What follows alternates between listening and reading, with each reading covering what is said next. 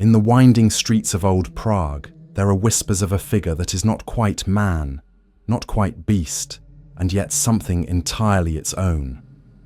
The city, with its towering spires, its labyrinth of alleys, and its long shadows, has always been fertile ground for stories that blur the line between faith and fear. Among them, none is more enduring than the tale of the golem. To walk the Jewish quarter of Prague today is to feel the residue of centuries, a place that has carried joy and persecution, resilience and tragedy in equal measure. Within that atmosphere, a story took root, a story of clay shaped into human form, animated by holy words, and unleashed into the world as protector, servant, and sometimes monster. It is said that the golem first appeared during the 16th century, a creation of the revered Rabbi Judah Loew ben Bezalel, known to history as the Maharal of Prague. The legend does not begin with magic tricks or crude superstition, but with a community under constant threat. The Jews of Prague lived in the ghetto, enclosed by walls both physical and social, and they carried the weight of accusations, blood libels, and the looming violence that could erupt at any time. In such a world, the golem was not merely a monster, but a hope, a prayer made tangible, a guardian drawn out of the very earth to stand between the people and those who would destroy them. The image is striking in its simplicity. Clay gathered from the banks of the river Moldau, carefully molded into the shape of a man, and infused with divine power through secret rituals. The creature rises, immense and silent, with skin like baked mud, eyes that see without expression, and a strength far beyond any mortal soldier. He does not speak, though in some versions he obeys commands given through sacred words, written on parchment or inscribed upon his body. Most famously, the letters of the Hebrew word emet, truth, are etched upon his forehead. So long as that word remains, the creature lives. When the final letter is removed, transforming emet into met, death, he collapses, lifeless clay once more. The golem of Prague has been retold in countless forms, sometimes as a benevolent guardian who saves the community from destruction, other times as a dangerous being who grows too powerful, too uncontrollable, and must be undone. But to understand him, we must first return to the world that gave him birth, a world of fear and faith in equal measure, where the mystical traditions of the Kabbalah promise knowledge that could bend reality, and where the survival of an entire people sometimes seemed to depend on miracles. The Prague of the 16th century was a city of contradictions. It was a center of trade and culture, yet it was also a place where tensions simmered constantly. Jews were confined to their quarter, subject to restrictions on livelihood and worship, and often forced to defend themselves not with armies, but with wit, prayer, and endurance.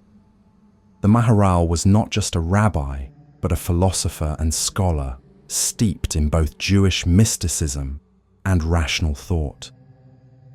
To later generations, he became the figure who bridged the gap between human helplessness and divine intervention through the creation of the golem.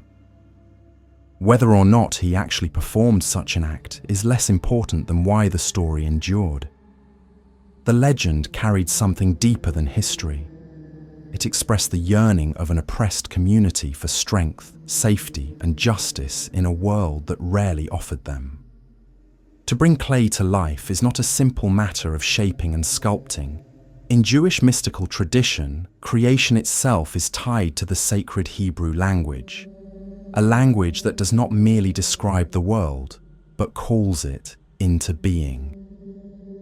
According to Kabbalistic thought, each letter of the Hebrew alphabet carries a fragment of divine power, a spark of the creative energy that once brought the universe from nothing. To inscribe such letters onto clay is to participate, however dimly, in the original act of creation. This is the foundation of the golem myth, that the Maharal and his disciples used holy names, secret meditations, and precise rituals to channel divine force into lifeless matter. The golem, therefore, was not simply a brute made of mud. He was a theological statement, a reminder that the Word of God could animate even the most humble material into something formidable. The image of this clay protector captured the imagination of generations, but like all powerful myths, it carried within it an element of danger. A servant without speech, without independent thought, and yet endowed with immense strength, is never truly safe. The golem might obey his master's commands faithfully, but he also lacks understanding of limits. In many stories, he performs tasks too literally, wreaking havoc not out of malice, but out of his inability to distinguish measure. He floods a street when asked to fetch water. He crushes enemies, but does not stop when mercy would be wiser. He embodies both the hope of ultimate protection and the fear of losing control over what one has created. And so the story carries within it a warning. To wield the power of creation, to step into the role of God, is to risk consequences that cannot always be contained. The Maharal himself, in most tellings, recognizes this danger. Once the immediate threat to the community has passed, he chooses to dismantle the golem, erasing the divine letters and returning him to dust. Some say the body was hidden in the attic of the old new synagogue of Prague, where it remains to this day, silent and waiting. Others claim the golem was destroyed entirely, his fragments scattered back into the earth. In either case, the moral is clear. The golem is not a permanent companion, but a temporary necessity, a tool called forth only in desperate times and dismissed before it overwhelms its maker. Yet this balance between protector and threat is precisely what makes the golem so compelling. He is both savior and monster, both miracle and danger. The story asks us to imagine what it means to create life not out of love or procreation, but out of fear, desperation, and the need for defense. It is creation with a purpose, and that purpose is survival. The golem is not born to laugh, love, or learn. He is born to shield, to fight, to stand between vulnerability and violence. In this, he becomes a mirror of the community itself, embodying their struggle and their resilience, but also embodying their anxieties about what such power might unleash. The Golem of Prague is only the most famous version of this legend, but the roots stretch deeper into Jewish history. Tales of artificial beings appear in earlier texts, including the Talmud, where sages are said to have created a man through holy study and then returned him to dust when they realized he lacked the power of speech. These early accounts frame the act of creating a golem not as superstition, but as a mystical exploration of the boundary between divine power and human limitation. To create a golem was to test the edges of human potential, to ask how close one might come to the act of creation without overstepping into blasphemy.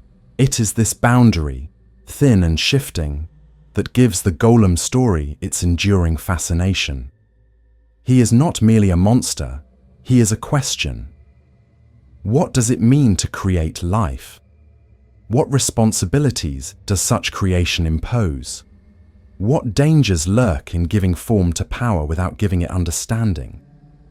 These questions resonate not only within the Jewish ghetto of 16th century Prague, but across cultures and centuries, reappearing whenever humans dream of building something in their own image. The golem stands at the beginning of a lineage of created beings, from Mary Shelley's Frankenstein to the androids of science fiction and the artificial intelligence of our own age. But in Prague, under the spires and shadows, He was something far more immediate, a story whispered in times of danger, a myth that could reassure a frightened child or inspire a community under siege.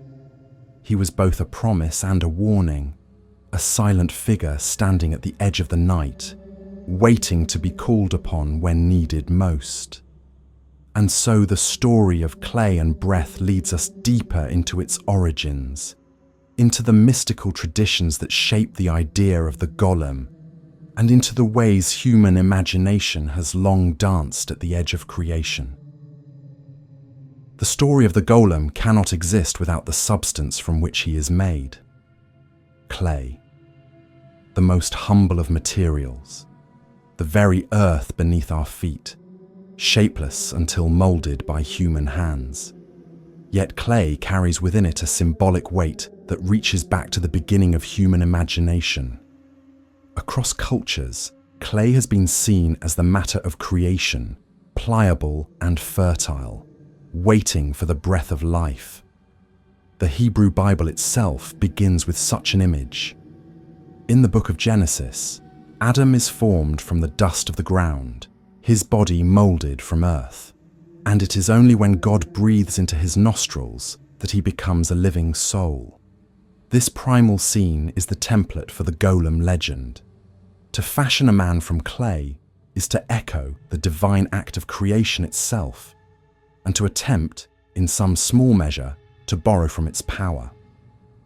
In Jewish mystical tradition, this idea is not treated as fantasy, but as a deep theological truth. The Kabbalah, a body of esoteric teachings that developed in the medieval period, is filled with meditations on the letters of the Hebrew alphabet, the names of God, and the processes by which the divine energy sustains the world. Within these texts, creation is not a single event locked in the past. It is an ongoing process, a continual unfolding of divine power into material reality. To engage with that power is to engage in a sacred science, one that allows the adept to glimpse the mechanics of existence itself. The golem is one of the most vivid expressions of this mystical worldview. He is not simply a monster made of mud. He is a product of ritual knowledge, a demonstration that the divine spark hidden in letters and words can animate even the most lifeless matter. The ritual of creating a golem, as described in later sources, is meticulous and filled with symbolism.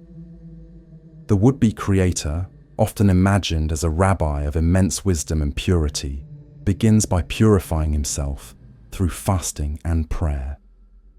He and his students then journey to the riverbank under the cover of night, digging into the wet earth and shaping the clay into a massive figure, human in form but lifeless in expression.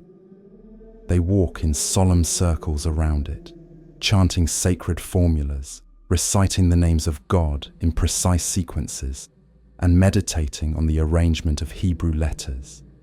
In some versions, they inscribe these letters onto the clay directly, etching the word emet, truth, upon its forehead. In others, they write a holy name on a slip of parchment and place it under the tongue or behind the teeth of the figure. At the climax of the ritual, the creature stirs, rises, and opens its eyes. The golem has been born. What animates him is not machinery, not trickery, but the belief that divine language is itself alive. In the mystical imagination, the Hebrew alphabet is not arbitrary. Each letter is a vessel of spiritual energy, a building block of creation. When arranged into the correct combinations, those letters do not merely describe reality, they compel it. The act of writing them on clay is an act of channeling the very power that spoke the universe into being. The golem is therefore a living testimony to the creative force of language, an embodiment of the conviction that words are not passive symbols, but active forces. This belief has ancient roots. In rabbinic tradition, the act of creating a golem is already hinted at in the Talmud. There, Sages are said to have created a calf through study of mystical texts, a calf that could be eaten as part of a ritual meal. Other rabbis were said to have experimented with forming men of clay, though they lacked the spark of speech. These stories were not presented as folklore, but as demonstrations of the power of Torah itself, the idea that the sacred word can bring forth life. The silence of the golem in these accounts is crucial. To speak is to share in the divine gift of the soul, and so these early golems remain incomplete, animated, but lacking the fullness of human existence. The silence of the golem in later legends carries the same weight. He can move, fight, and serve, but he cannot speak. His muteness is not just a detail, but a symbol of his unfinished nature. He is alive, but not fully. He is a vessel of strength, not of wisdom.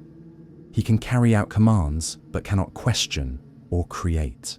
This silence is both his power and his limitation, and it reflects the ambivalence at the heart of his story. To give clay life is one thing. To give it a soul, to give it understanding, is something else entirely, and that remains the sole province of God. The idea of clay as the matter of beginnings is not unique to Jewish tradition. In Mesopotamia, the gods of the Enuma Elish formed the first humans out of clay mixed with the blood of a slain deity. In Greek mythology, Prometheus molded mankind from clay and stole fire to animate them. In Chinese creation stories, the goddess Nuwa shaped humans from yellow earth. In each case, clay is the raw substance of life, humble yet divine, fragile yet essential. The golem stands within this ancient lineage, another expression of the belief that humanity itself is bound to the earth, a creature of dust elevated by breath and spirit. But what distinguishes the golem from these other myths is his purpose. He is not made to populate the world or to explain humanity's origin. He is made as a tool, a protector, a weapon in times of crisis. His creation is not about the dawn of humanity, but about its preservation under threat. This gives the golem an urgency that other clay-born figures lack. He is born not in a golden age, but in a ghetto under siege. His body of earth is not a metaphor for humanity in general, but a literal shield for a specific community. In this sense, the golem is both universal and particular. He draws on ancient myths of clay and breath, but he channels them into the unique history of the Jewish people, turning creation itself into an act of resistance. The breath that animates the golem, though never described in detail in the stories, lingers as an echo of the divine breath that gave Adam life. It is not always literal. Sometimes the breath is represented by the insertion of the holy name into the mouth, as if the word itself were the air of life.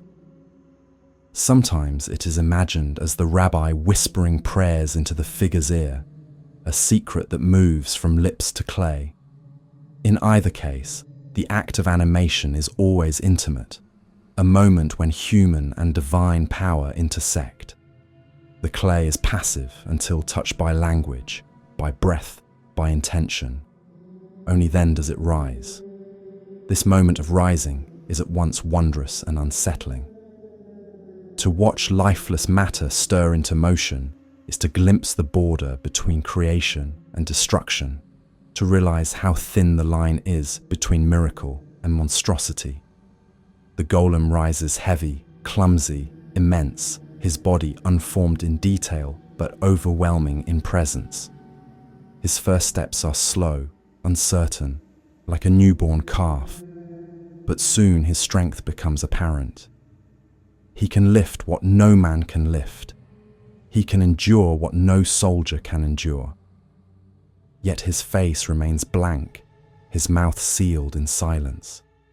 He is alive, and yet not alive in the way we understand. He is a reminder that life is not simply a matter of motion, but of meaning. and that to create without granting meaning is to risk producing something both powerful and incomplete. This is why the golem has always been double-edged in Jewish thought.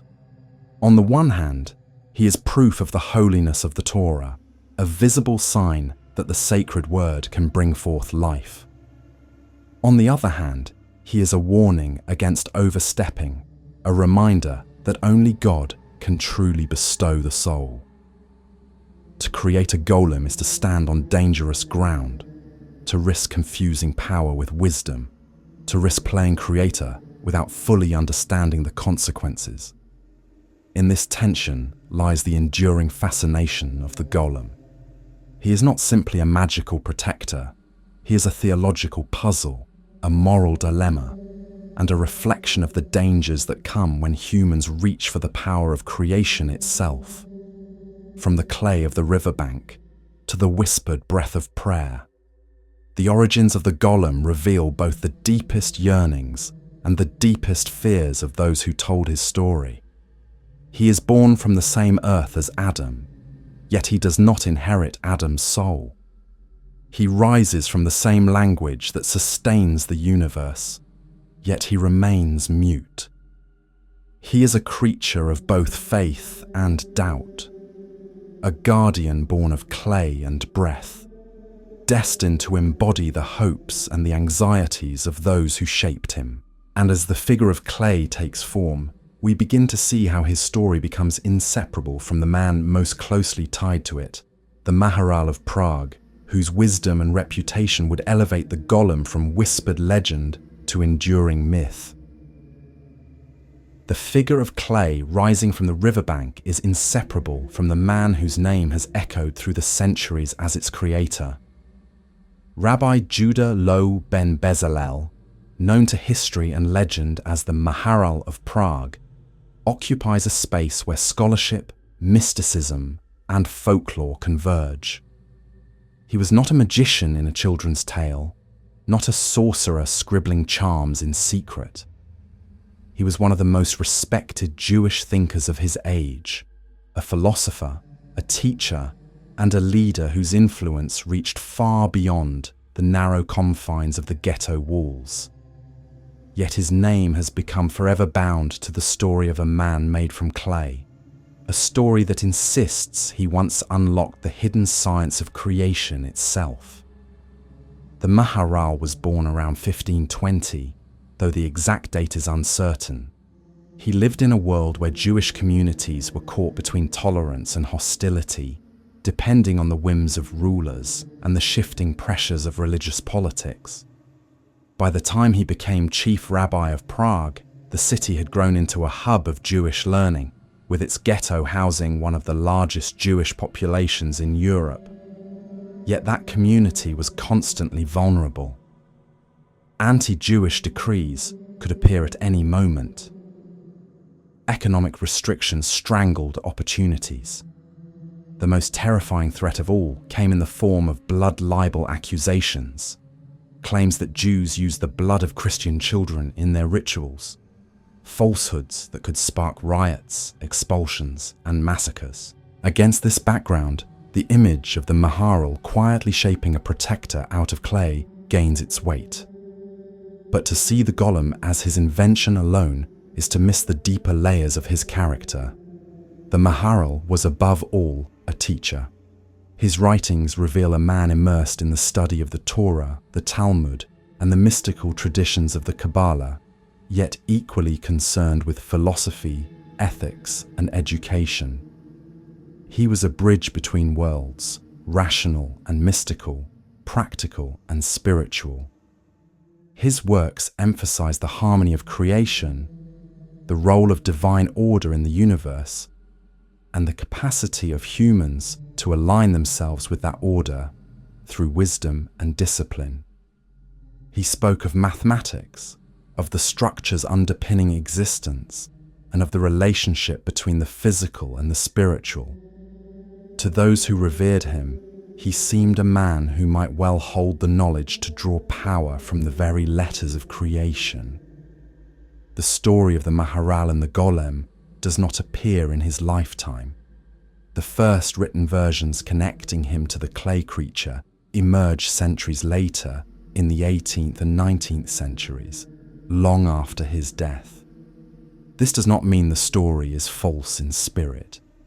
Legends often grow in the soil of reputation. The Maharal was remembered not only for his wisdom, but for his aura of hidden power, the sense that he walked close to mysteries that ordinary people could not grasp. To link him with the golem was to honor him, to declare that he was a man so holy, so learned, that he could tap into the very forces of creation. Folklore insists that it was in response to threats of persecution that the Maharal undertook this act. The Jews of Prague, cornered and afraid, looked to their rabbi for protection. And in the stillness of night, with a select circle of trusted disciples, he performed the ritual. They shaped the clay form by the river, walked around it in solemn patterns, recited the secret names of God, and inscribed the word of truth upon its brow. When it rose, towering and silent, they knew it would serve as guardian of the ghetto, a sentinel of clay and breath. The golem is described as immense, larger than any man, his body rough and earthen, his strength unstoppable. He patrolled the walls of the ghetto, drove off aggressors, and in some stories, carried out tasks for the community. He could lift enormous weights, perform exhausting labor without pause, and serve his masters faithfully. He was the silent servant of the Maharal, a living symbol of divine justice in a hostile world. Yet the stories also insist on limits. The golem was never autonomous.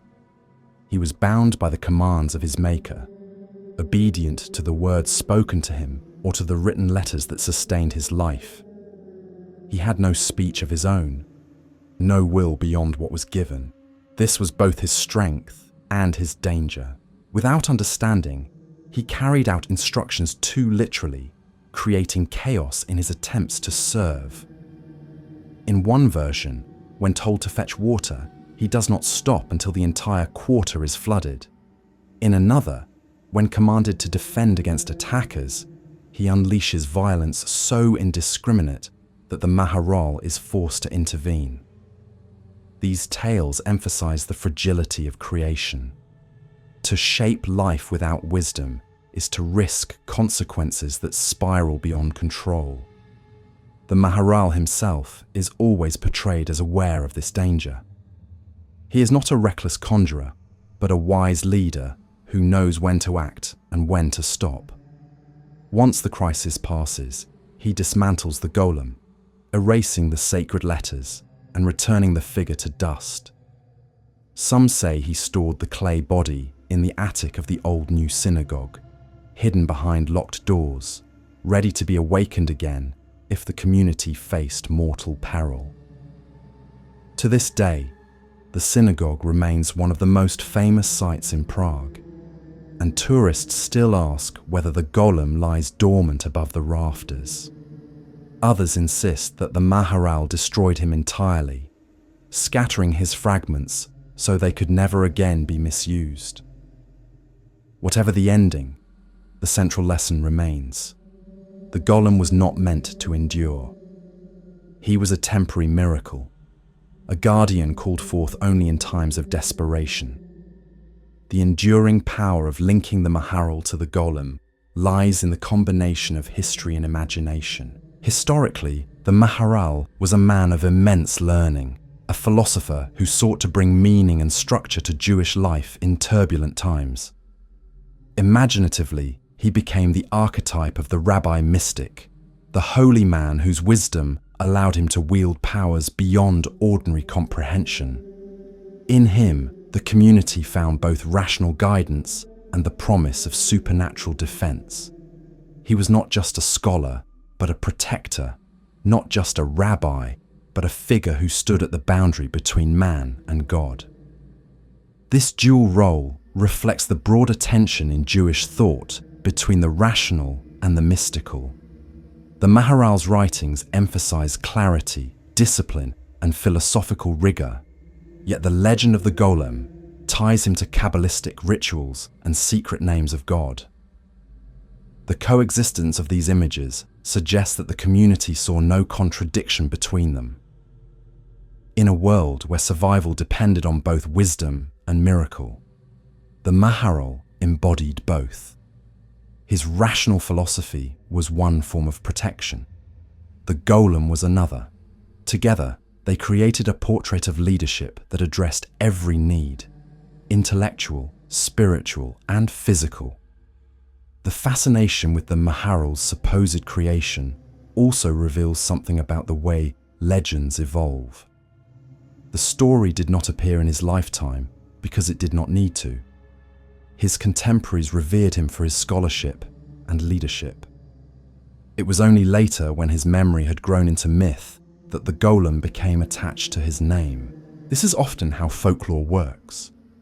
Communities project their deepest hopes and fears onto the figures they most admire, creating stories that embody the ideals they wish were true. In this case, the Maharal became not only the wise teacher of Prague, but the secret master of creation, the man who could summon a savior from clay. The image of the Maharal as creator also reflects the broader cultural fascination with secret knowledge in the Renaissance world. Across Europe, scholars were experimenting with alchemy, natural philosophy, and mystical sciences. The idea that hidden formulas and divine names could unlock the secrets of life itself was not confined to Jewish tradition. Christian mystics, alchemists, and philosophers were all searching for ways to manipulate nature, to transform base matter into gold, or to discover the elixir of life. The Maharal's supposed creation of the golem fit neatly into this wider cultural context, making him both a specifically Jewish hero and a figure who spoke to universal dreams of power and protection. The golem story attached to the Maharal also carried a moral edge. Unlike reckless magicians or power-hungry alchemists, the rabbi is portrayed as humble, wise, and cautious. He does not create out of vanity or ambition, but out of necessity to protect his people from violence. And he dismantles the creature when it is no longer needed, recognizing the danger of letting such power run unchecked. In this way, the legend affirms both the miraculous potential of faith and the humility required to use it responsibly. Over time, the Maharal became not just a figure of history, but a symbol. His association with the golem transformed him into the ultimate wise rabbi of folklore, the man who could call forth miracles, but who always acted with restraint. For the Jewish communities who retold his story, he embodied the hope that even in the darkest times, a leader might arise who could summon divine power on their behalf. For outsiders who encountered the legend, he became a figure of mystery, a reminder of the deep and hidden knowledge that Jewish tradition was imagined to contain. And so, the image of the Maharal, walking in solemn circles around a figure of clay, whispering sacred names and breathing life into dust, has endured for centuries. Whether he ever did such a thing in reality is beside the point. What matters is what the story represents. The fusion of wisdom and miracle, the promise that knowledge can protect, and the dream that even the humblest material can be transformed into a guardian by the power of the sacred word. From here, the tale of the golem begins to expand beyond the walls of the Prague ghetto. It grows into a legend that resonates with the fears and hopes of Jewish communities across Europe, and eventually into a myth that speaks to universal questions about creation, control, and responsibility. The Maharal's supposed science becomes not just a story of one rabbi in one city, but the foundation of a tradition that explores what it means to create life and to live with its consequences. The clay figure of the golem was never just raw matter brought to life. His existence was bound to language, to the sacred letters that in Jewish thought are more than symbols. They are the very architecture of the universe. The world, according to the mystics, was spoken into being, each syllable of creation, an act of power. To write a letter, to inscribe a word, is to participate in that act, to summon a spark of the same force that called light from darkness. In the legend of the golem, this principle is made visible.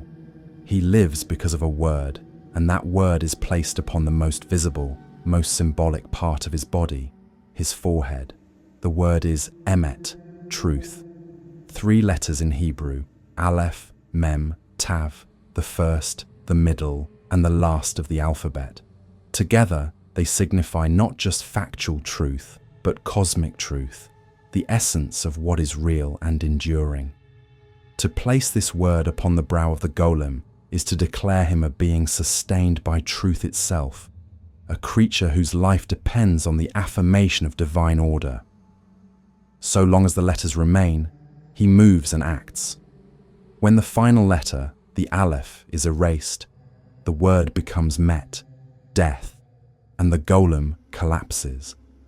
This simple transformation encapsulates the fragile line between life and lifelessness, between creation and dissolution. The choice of the forehead is not arbitrary. In Jewish tradition, the forehead is a site of meaning and memory. The high priest of the temple wore a golden plate upon his brow, inscribed with the words, "Holy to the Lord," a mark that symbolized his consecration to divine service. To place letters on the golem's forehead is to echo that ancient practice, to set him apart as a vessel marked by the sacred. The forehead is also the seat of visibility. Unlike a hidden name placed inside the mouth, the word inscribed there can be seen by all. It is a public declaration of the source of his life, a reminder to the community that the creature is not mere magic, but an embodiment of divine truth. The mechanics of this inscription vary across tellings. In some, the letters are carved directly into the clay, etched as permanent marks upon the brow. In others, they are written with chalk or ink, fragile and temporary, emphasizing the tenuousness of his existence. In either case, the act is the same. The written word serves as the key to animation. To add or remove a letter is not merely to write, but to command life and death. It is a terrifyingly simple mechanism, one that dramatizes the belief that words themselves hold ultimate power.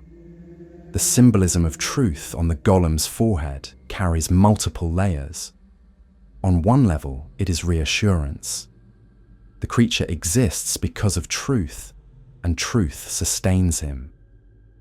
In a world of lies and accusations, where blood libel and slander threaten the Jewish community with violence, the golem's existence is bound to truth as a kind of moral counterweight. He is the living embodiment of the claim that truth itself will defend the people.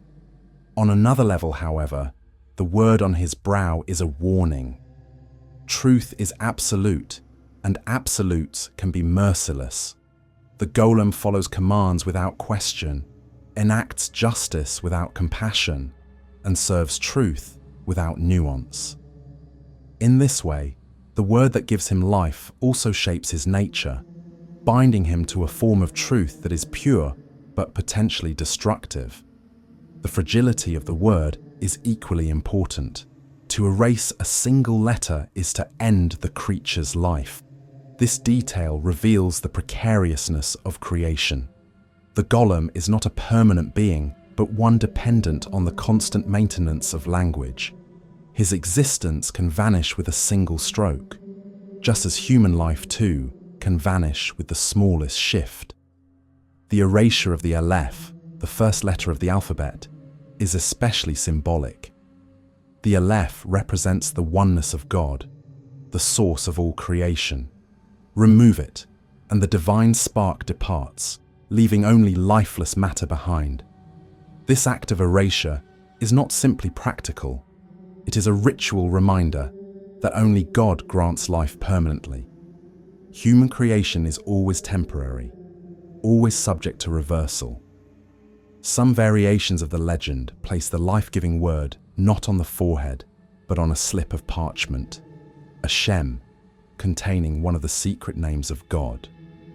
This parchment is placed in the golem's mouth, under his tongue, or sometimes in his chest.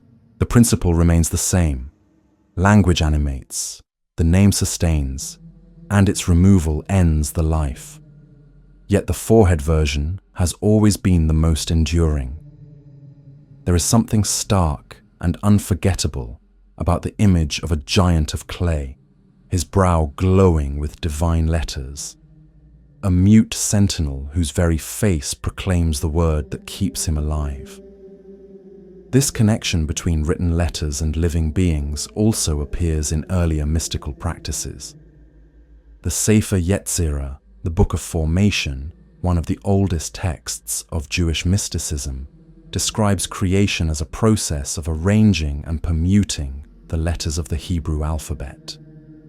According to some traditions, those who mastered its secrets could create life by combining letters in the proper order.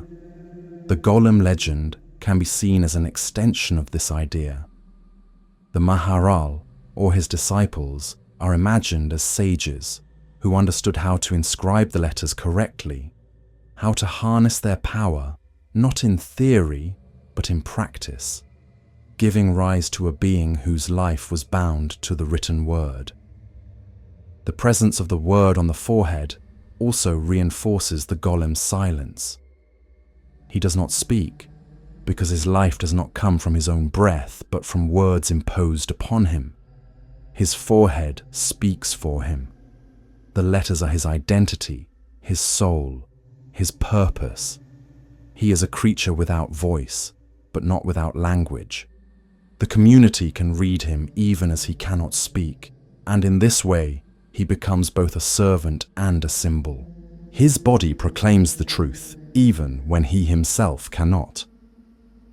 The idea of inscribing divine words on the body has echoes far beyond the golem. In Christian tradition, holy relics were often inscribed with sacred texts, and saints were said to carry miraculous marks upon their skin. In Islamic mysticism, talismans and charms inscribed with Quranic verses were worn for protection. The golem stands within this broader context of sacred inscription, but with a difference.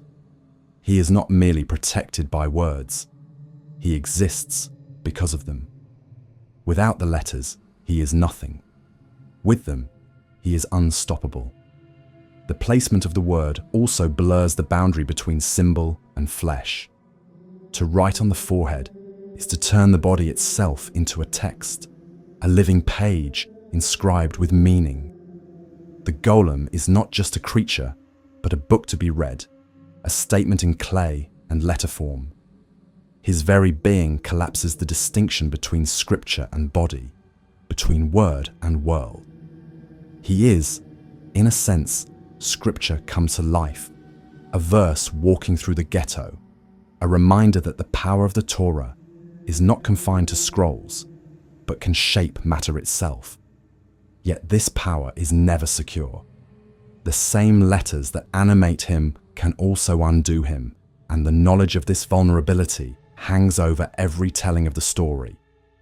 The community that looks to him for protection knows that he can be dismantled with the stroke of a finger. His power is immense, but it is also fragile, and in that paradox lies much of his fascination. He is both invincible and dependent, unstoppable and easily undone. The word on his forehead has also fueled endless interpretation among scholars, storytellers, and mystics. Some see it as a symbol of the dangers of truth without mercy. Others view it as a lesson in humility, a reminder that even the greatest creation is always one letter away from death. Still others see it as a metaphor for the Jewish people themselves, sustained by truth, bound to language, and yet always vulnerable to erasure by forces beyond their control. The enduring power of this image has carried the golem far beyond the walls of Prague. Writers and artists have returned again and again to the giant with truth inscribed on his brow, seeing in him a figure who embodies both the hope of divine justice and the terror of unrestrained power. His forehead becomes not just a sight of life, but a screen onto which each generation projects its own fears and dreams. As the legend spread, so too did the questions it raised. What happens when truth is stripped of compassion? What dangers arise when words are treated not as guides, but as commands? And what does it mean to live with a being whose very existence depends on letters that can be erased in an instant? These questions lead us deeper into the double nature of the golem, a servant who protects, but who can also become uncontrollable, a creature suspended between obedience and destruction. And so the word of God on a creature's forehead becomes not just a mark of animation, but the key to understanding his entire story. He is sustained by language, undone by erasure, and forever caught between truth and death. From here, the legend moves into the paradox of his role, as both protector and prisoner, as both servant and threat, a paradox that would define every retelling of his tale. The golem stands, towering and mute, a giant of clay who cannot speak for himself, yet carries the burdens of an entire community. His silence has always been one of his most striking features. Unlike Adam, who was granted breath and voice by God, the golem remains wordless, his mouth sealed, his thoughts, if he has them, forever hidden. He obeys commands with unshakable loyalty, but he never questions, never converses, never declares who or what he is. His existence is reduced to action, and in that silence lies the question that haunts every telling of his story. Is he a protector, or is he a prisoner? As a protector, his image is unmatched. The people of the ghetto imagine him patrolling the narrow streets at night, a sentinel of clay whose very presence wards off danger. When rumors of blood libels spread, when hostile mobs threaten violence, the golem is said to rise, his immense form a living wall between the persecuted and their oppressors. His strength is legendary. He can break down gates, scatter soldiers, and perform feats of labor that no human could endure. In these moments, he is more than guardian. He is justice made flesh, a being who embodies the hope that divine truth will intervene on behalf of the weak. The stories of his protective acts often emphasize his tireless devotion. He does not sleep, does not tire, does not complain. He lifts the heaviest loads, performs the hardest tasks, and endures without rest. For a community accustomed to relentless toil and vulnerability, this image is powerful. The golem is the servant who never falters, the defender who never abandons his post. He is the answer to prayers for strength in a world that so often offered none. Yet his silence also makes him unsettling. He obeys without question, but his obedience can be dangerous. A command followed too literally can turn protection into destruction. If told to fetch water, he floods the streets. If told to defend, he may strike without measure, harming innocents along with aggressors. Without speech, there is no negotiation, no explanation, no chance to clarify intention. The golem does what he is told, nothing more, nothing less, and in that rigid obedience lies the risk of catastrophe. This duality, the faithful servant who may at any moment become a threat, makes him both protector and prisoner. He is imprisoned by his own nature, bound to silence, unable to choose, unable to refuse. He has no will of his own, no life beyond the commands of his maker. In this sense, he is not free. His immense strength is always someone else's to wield, and his very existence depends on letters inscribed or removed by another hand. He is a servant in the deepest sense, a creature whose life is borrowed, whose agency is non-existent. But there is another layer to his imprisonment, one that mirrors the plight of the people he protects. The Jews of Prague were confined within the ghetto walls, restricted by law, excluded from wider society, constantly watched and controlled. In the golem, they saw a reflection of themselves. He too was confined not by walls, but by silence, by obedience, by the conditions of his creation. He was powerful, yes, but he was not free. In this way, the golem becomes both their savior and their mirror, a symbol of strength bound by chains of necessity. Some versions of the story suggest that the golem himself longed for more. Though he could not speak, his eyes are sometimes described as filled with sadness, as if he were aware of his own limitations, aware that he was something less than fully human. In these retellings, the golem becomes a tragic figure, a being who carries out his duties faithfully but yearns for a life he can never have. His silence becomes not only a limitation, but a sorrow, a sign that his role as servant is also a form of imprisonment.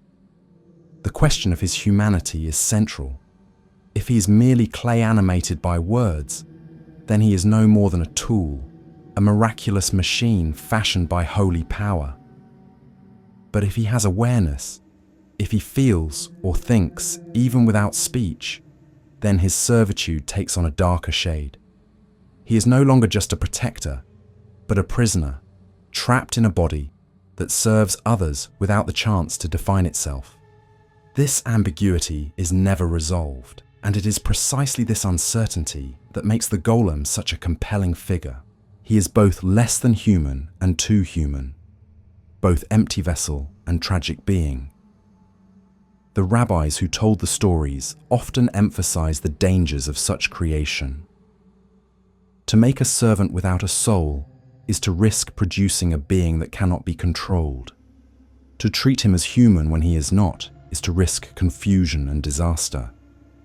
The Maharal himself, in legend, always recognized this tension. He is said to have commanded the golem only sparingly, using him in times of crisis, but dismantling him once peace returned. This was not only prudence, but compassion.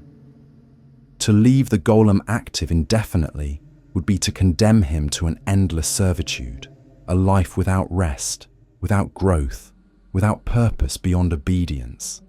The act of dismantling him, of erasing the divine letters, is therefore both practical and symbolic.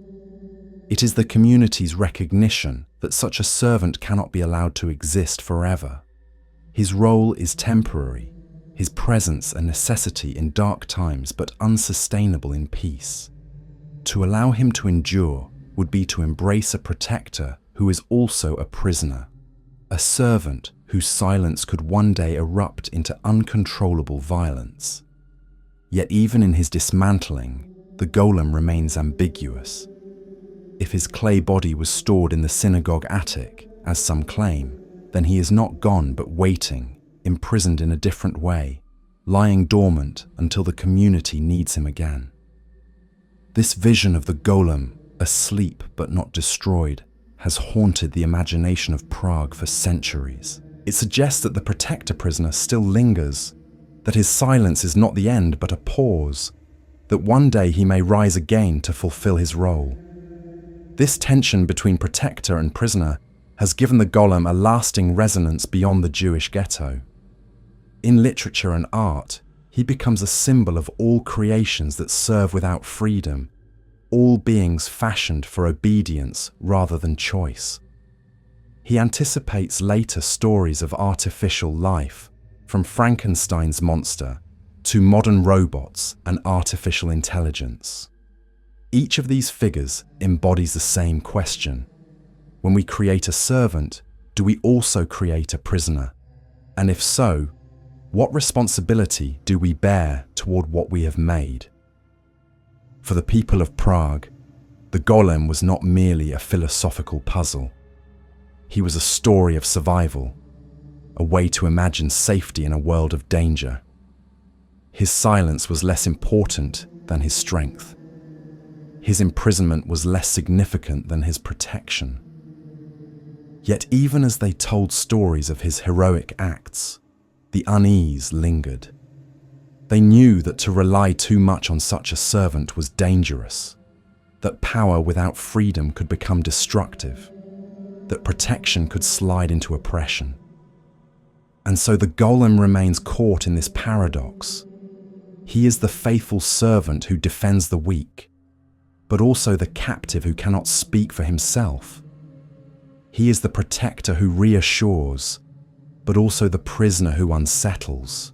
His silence is both his gift and his curse, both the source of his loyalty and the mark of his confinement. From this paradox grows the next stage of his legend, the tales of how his role as protector sometimes gave way to destruction, how the servant could become uncontrollable, and how the line between guardian and monster was thinner than anyone wanted to admit. The stories that first cast the golem as a protector never stopped there. With every retelling, his role began to shift, his silence began to feel more ominous, and his immense strength became a source of anxiety rather than comfort. The very qualities that made him the savior of the ghetto also made him unpredictable. What cannot be reasoned with cannot be persuaded. What cannot tire cannot be restrained. And so, over time, the golem who shielded his people in their hour of need was remembered also as a figure who had to be stopped, dismantled, and hidden away, lest his devotion to protection twist into destruction. In some versions of the tale, this change happens slowly, almost imperceptibly. The golem begins as a faithful servant, carrying out tasks and defending the community with precision. But as his power grows, so too does his independence.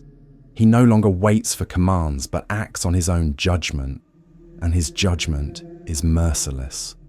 Those who insult the Jews are not merely silenced but crushed. Those who mock or threaten are pursued and beaten into submission. In these stories, the golem is not evil, but his justice is absolute, stripped of compassion. He becomes less a guardian than an avenger, and his presence begins to terrify even those he was meant to protect. Other tales describe a single moment when the balance tips. One of the most famous versions tells of the golem running wild on the Sabbath. According to this account, the Maharal commanded him to rest on holy days, but one Friday evening, the rabbi forgot to remove the sacred word from his brow. The golem rose at midnight, uncontrolled, and rampaged through the streets, destroying everything in his path. Only the rabbi's desperate intervention, erasing the letter that transformed truth into death, brought him down. In this telling, the story is no longer about protection, but about hubris, about the danger of creating life that cannot be fully controlled. The golem becomes a warning as much as a hope. Still other legends emphasize the golem's gradual growth in size and strength. They say that with every act of service, every command obeyed, he grew larger, heavier, harder to contain. What began as a man-sized guardian became a giant whose footsteps shook the ground, whose presence filled the streets, and whose strength surpassed all measure. Eventually, he became too big for the ghetto, too heavy to be managed, and the Maharal was forced to dismantle him simply because he could no longer be controlled. Here, the story becomes not just one of obedience gone wrong, but of creation exceeding its limits, a reminder that even miracles can grow monstrous if allowed to continue unchecked. There are even darker versions. In some retellings, the golem turns against his own people. No longer satisfied with serving, he rebels, attacking those he was created to protect. These accounts are rare and often reflect outside interpretations, in which the golem is seen not as a savior, but as a symbol of the dangers of hidden Jewish power. In such tellings, he is no longer the community's champion, but a monster unleashed, a figure of fear rather than pride. These darker versions reveal how the legend could be twisted, how the same figure who embodied hope within the ghetto could be recast as a menace from without. The evolution from guardian to destroyer reflects more than just a change in storytelling. It speaks to the deep ambivalence within the myth itself. To create life for the purpose of defense is already to blur the line between miracle and danger. Protection can easily become aggression. Loyalty can become obsession. The golem's lack of voice, his inability to reason or reflect, ensures that once he crosses the line, there is no way back. He does not repent or hesitate. He acts, and his actions are unstoppable until the letters that sustain him are removed. The act of dismantling the golem in these tales becomes a ritual of necessity. The Maharal is forced to erase the word, to return the creature to dust, not because he has failed as a creator, but because the very nature of the golem makes such an ending inevitable. The stories insist that no creation born of fear and necessity can endure forever. The golem is always temporary, always destined to collapse, always one step away from disaster.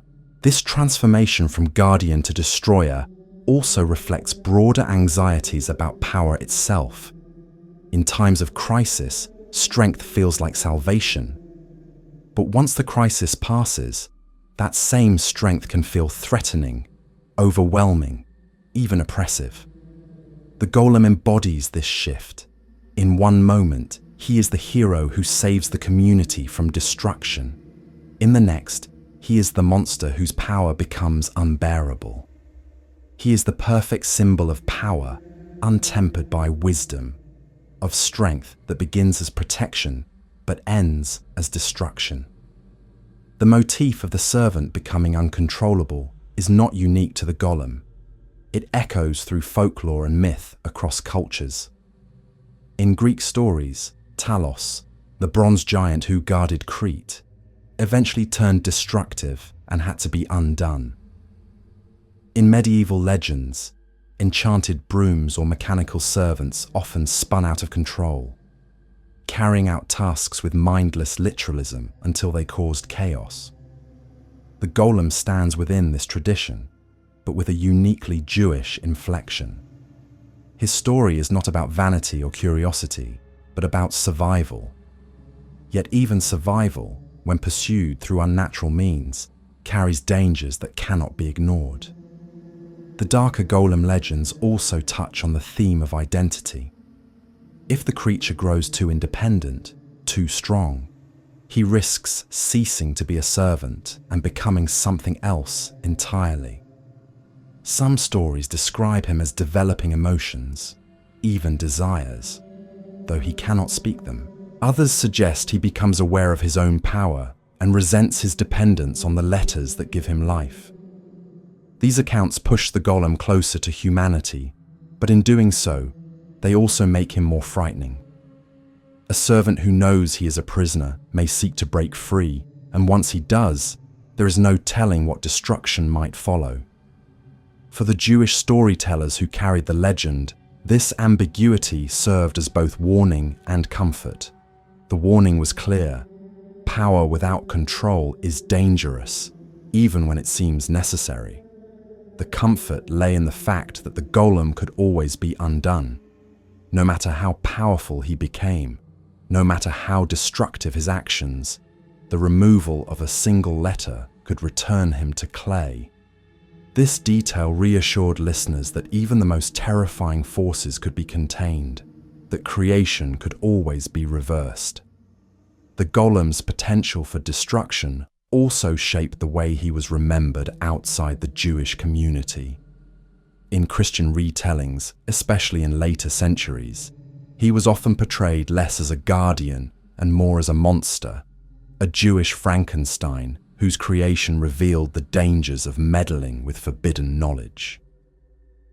These versions stripped away the protective dimension and emphasized only the threat, turning the golem into a cautionary tale about sorcery and hubris. This reinterpretation shows how flexible the figure was, how easily he could be recast to serve different cultural anxieties. Yet even in his most destructive forms, the golem never fully loses his role as protector in Jewish memory.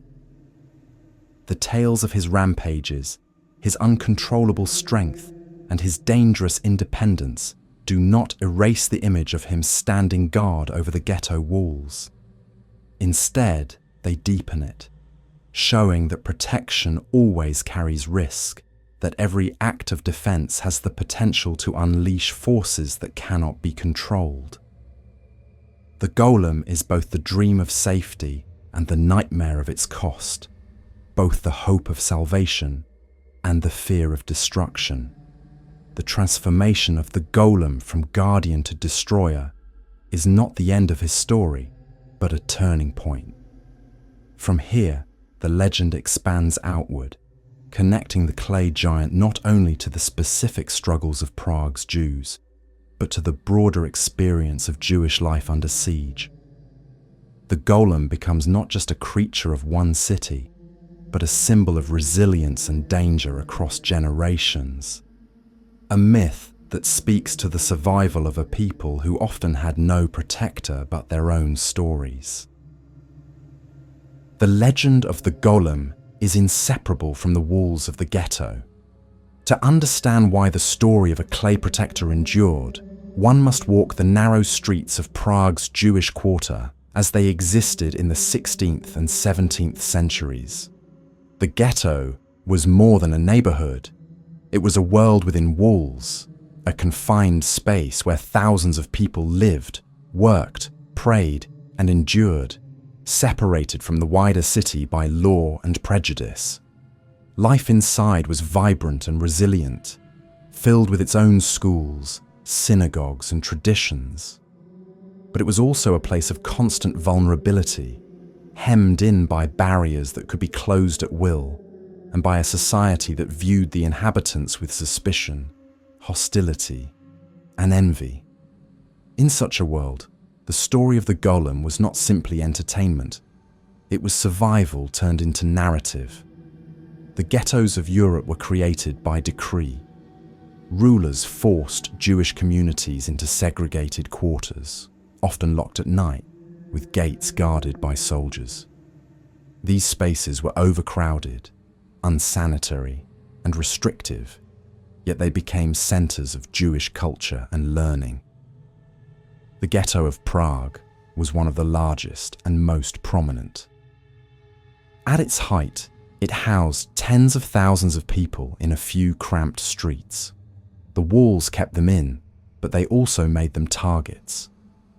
When rumors of ritual murder spread, when anger at money-lending practices boiled over, when famine or plague demanded a scapegoat, mobs could gather at the gates, and inside, the people knew they were trapped, with no escape and little defense. It is in this crucible that the golem legend took shape. The figure of clay was the fantasy of strength that the ghetto itself lacked. He was the gatekeeper who could not be bribed or swayed, the soldier who would never betray, the sentinel who could not be outnumbered. To imagine him striding along the ghetto walls at night was to imagine safety, to conjure a world where violence could be met with equal force. The golem was not simply a monster, but the dream of dignity in a world that sought to strip it away. Blood libel accusations were among the most terrifying threats. Each spring, as Easter approached, rumors could ignite that Jews had kidnapped and murdered a Christian child for ritual purposes.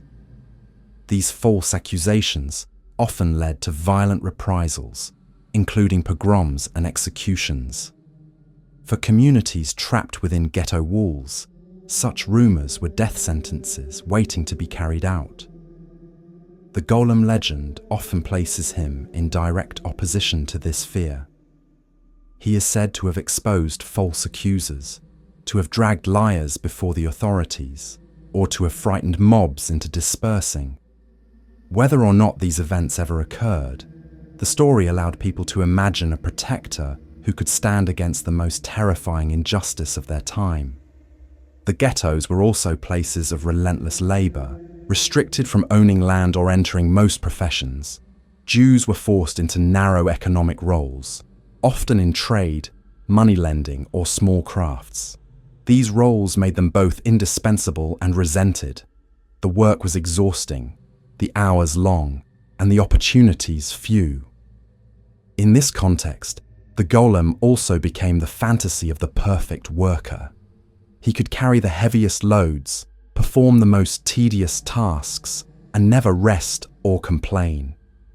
He was the servant every family dreamed of, the laborer who could relieve the endless burdens of life in the ghetto. His presence in the stories was not only about defense, but also about respite, the dream of a strength that could ease the daily grind of survival. But the legend also carried the shadow of confinement. Just as the people of the ghetto were restricted, so too was the golem. He could not leave the walls, could not speak, could not live freely. His immense size and power did not grant him liberty. He was bound to the same space, the same community, the same limitations as those he protected. In this sense, the golem mirrored the ghetto itself, strong in identity, resilient in culture, but imprisoned by external forces. He was both a symbol of power and a reminder of constraint. For the Jews of Prague, telling stories of the golem was a way of asserting dignity in the face of oppression. The very act of imagining him was an act of resistance. To say, "we have a protector," was to push back against the narrative of helplessness. It was a way of claiming agency, even if only in story. And these stories were not static. They evolved with each retelling, shaped by the needs of the moment. When danger loomed, the golem was the avenger who crushed enemies. When hardship weighed heavily, he was the servant who eased the load. When fear of accusation grew, he was the truth-teller who exposed lies. The legend was flexible, adapting to the shifting anxieties of ghetto life. At the same time, the story carried a deeper moral lesson. The golem's eventual dismantling reminded listeners that no protector could be permanent. No creation could erase the fundamental precariousness of Jewish life in exile. His presence was temporary, his protection fleeting, his power always subject to the wisdom of those who controlled him. This was both a comfort and a warning. Comfort, because it reassured the community that even the most terrifying forces could be undone. Warning, because it reminded them that salvation could not rest in miracles alone. The golem could protect, but he could not change the deeper structures of oppression. The ghettos themselves became characters in the story. The narrow alleys, the looming walls, the crowded houses, all of these became the backdrop against which the clay giant moved. His presence was most powerful at night, when the gates were locked, when the city outside was hostile and dark, when every creak of the street could signal danger. To imagine his heavy footsteps echoing in the silence was to imagine that the walls were no longer just prisons, but fortifications, guarded by a power greater than the hatred outside. The legend also served to preserve memory. For later generations, long after the ghettos were dissolved, the story of the golem became a way of remembering what life had been like. He embodied the fear of mobs, the exhaustion of labor, the confinement of walls, but also the resilience, creativity, and hope that allowed Jewish life to flourish even under oppression. To tell the story was to keep alive both the suffering and the strength of those who had endured it. Outside the ghetto, the golem took on different meanings. To non-Jews who heard the tales, he could seem threatening, a symbol of hidden Jewish power, a monster lurking behind walls. To some, the very idea of Jews creating a creature of clay confirmed old suspicions of sorcery and secret knowledge. These interpretations distorted the legend, turning the protector into a menace. But within the ghetto, the meaning was clear. The golem was theirs, a reflection of their needs, their fears, and their strength. The paradox of the golem and the ghetto is that he was both a product of confinement and a dream of freedom. He was made because the community was trapped, because they had no armies, no allies, no recourse, but prayer and story. Yet in imagining him, they created a figure who transcended those limitations, who could walk the walls, face the mobs, and turn vulnerability into power. He was both the child of the ghetto and its liberator, both a prisoner of the walls and the one who made them secure. In this way, the golem's story became more than folklore. It became a cultural defense mechanism, a way of coping with life under siege. It gave shape to fears that could not be spoken openly, and it offered hope when hope seemed impossible. The ghettos may have been places of confinement, but within their walls, imagination flourished. And in that imagination, the golem was born, not just as a monster of clay, but as a symbol of endurance, a reminder that even in the darkest times, the human spirit could create guardians of its own. As the legend traveled beyond Prague, it carried this memory with it, reshaping itself to reflect the struggles of Jewish communities across Europe. The golem was no longer just a figure of one city, but a symbol for a people under siege, a myth that gave voice to the experience of exile, persecution, and resilience wherever it was told. And from that foundation, the golem began to evolve into something even larger, a weapon of the oppressed, a figure whose meaning stretched beyond defense into the realm of resistance. The golem was not just a guardian who patrolled the walls of the ghetto. In many of the stories told and retold across centuries, he became something more, a weapon, not of conquest, but of defense, not of domination, but of survival. For a people without armies, without political power, and often without legal recourse, the image of the golem was a declaration of resistance. He was the counterweight to centuries of vulnerability, the fantasy that even the most oppressed community could summon a force strong enough to shatter its enemies. When Jewish communities in Europe faced persecution, their options were painfully limited. Violence could erupt without warning. Mobs might storm through the streets. Accusations might lead to imprisonment, torture, or execution. The legal systems that might have offered protection were often complicit in their suffering. In such a world, imagining the golem was a radical act. He was the answer to powerlessness, a dream of turning weakness into strength. His massive frame, his unstoppable force, his unflinching loyalty, all of these were the exact opposite of the condition in which the Jewish community found itself. In stories of resistance, the golem is never merely reactive. He does not just stand guard against attackers, he actively confronts them. When false witnesses appear to accuse the Jews of ritual murder, the golem seizes them and drags them before the authorities, forcing them to confess. When mobs gather at the gates, he charges into their ranks, scattering them with blows that no man can withstand.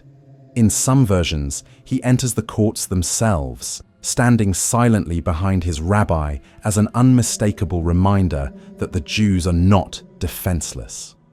These tales invert the usual balance of power. Instead of cowering before rulers and mobs, the Jews are backed by a silent giant, a weapon of divine justice that no one dares to challenge. The very nature of the golem as a creation of clay adds to this symbolism. He is not imported from outside, not a foreign savior who intervenes, but a being born from the earth beneath their feet.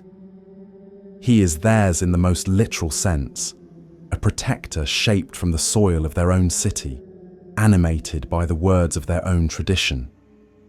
To imagine him was to reclaim agency, to declare that strength could come not from kings or soldiers, but from the community itself, from its knowledge, its faith, its imagination.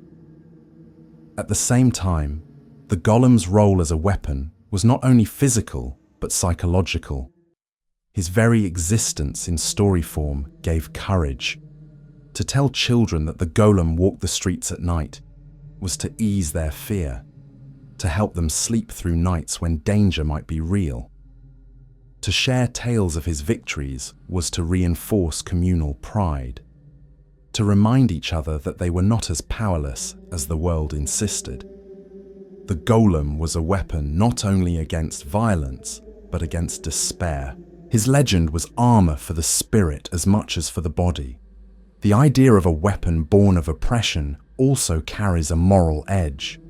Unlike other monsters of folklore, the golem was not created for conquest. He does not invade cities, topple kingdoms, or seize wealth. He exists solely to protect the vulnerable, to resist injustice, to strike back against those who would destroy. In this sense, he embodies a different vision of power. His violence is reactive, defensive, always tied to the survival of his people. This distinction matters deeply in the telling of the stories. It ensures that the golem remains a figure of justice rather than tyranny, of resistance rather than domination. But the very image of the golem as a weapon also raised questions. Could a force of pure defense remain purely defensive? Could violence, once unleashed, ever be contained? Many stories suggest that the golem's role as a weapon inevitably led to excess. He might protect against real threats, but once empowered, he might also act too harshly, punishing not only the guilty, but anyone who crossed him. The line between resistance and destruction blurred, reflecting the deeper anxieties of a community that dreamed of strength, but feared the costs of wielding it. The theme of the oppressed forging a weapon from their own tradition resonates far beyond the Jewish ghetto. In many cultures, myths of resistance take the form of supernatural protectors, spirits, giants, or ancestral heroes who rise when ordinary defenses fail. The golem stands within this lineage, but with unique features. He is not a distant god or legendary warrior, but a creature made in the present moment, called forth by human hands, animated by sacred words. His immediacy made him especially powerful as a symbol. He was not a relic of the past, but a possibility of the now, a weapon that could be imagined as rising tonight, if only the rabbi willed it. The golem's role as a weapon also complicates his identity. Weapons are not free. They are tools, wielded by others, shaped to serve purposes beyond themselves. The golem's silence, his lack of will, underscores this. He is not a soldier who chooses his battles. He is a weapon deployed at command. This both reassured and unsettled the community. On one hand, it meant he could be trusted to obey, to act without hesitation. On the other, it meant he could never truly be controlled if something went wrong. A weapon cannot think, it can only strike. And when that strike is misdirected, the consequences are devastating. Within Jewish memory, however, the golem remained primarily a symbol of resistance.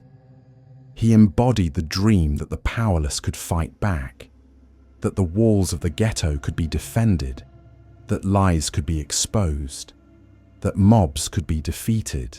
His violence was not a source of shame but of pride, an imagined victory in a world that rarely offered real ones.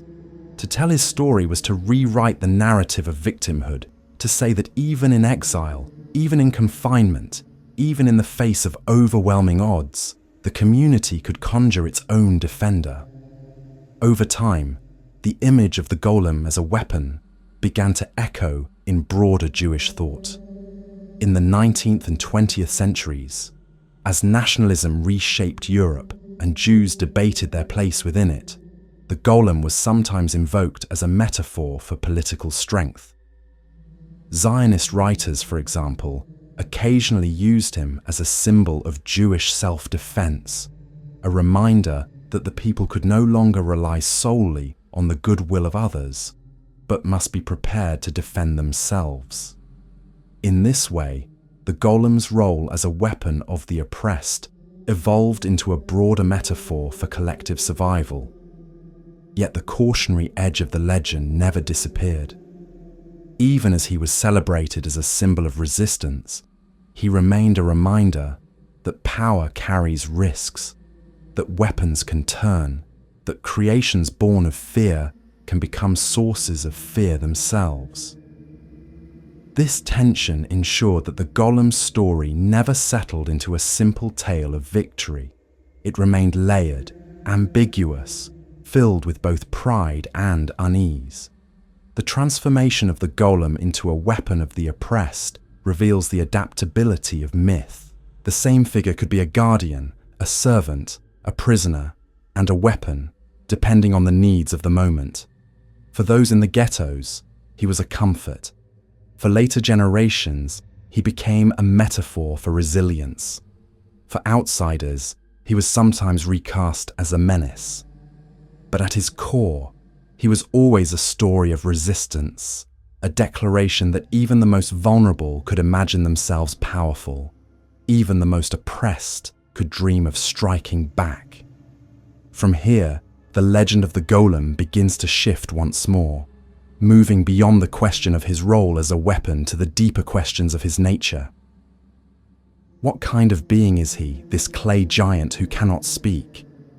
What does his silence, his body, his incomplete humanity reveal about the anxieties and hopes of those who imagined him?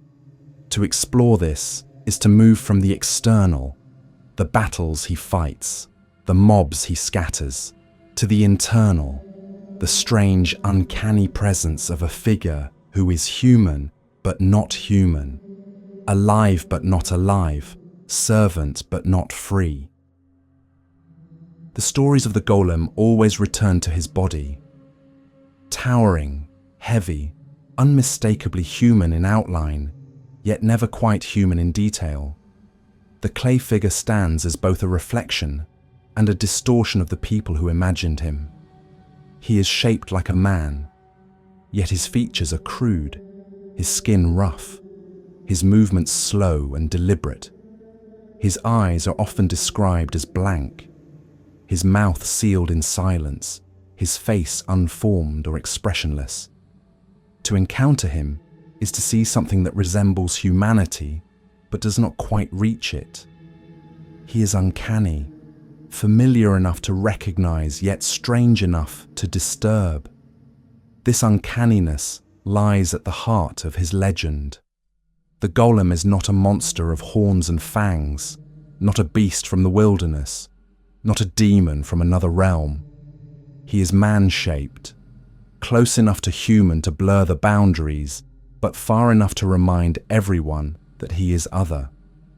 The closer he comes to resembling humanity, the more unsettling he becomes. This is the paradox of his body. Its strength reassures, but its strangeness unnerves. In many descriptions, the golem's size sets him apart.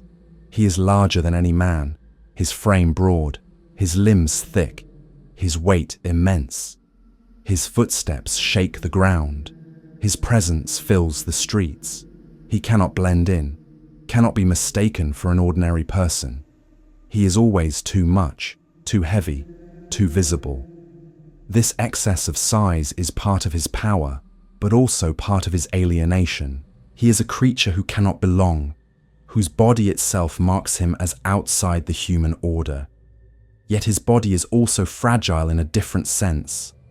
Unlike flesh and blood, his form is made of clay, a material that can crack, crumble, or dissolve. Water might soften him, fire might harden or destroy him, and the removal of a single letter can return him to dust. His immense strength is always shadowed by the knowledge of his impermanence. He is durable yet temporary, powerful yet vulnerable, immense yet fragile.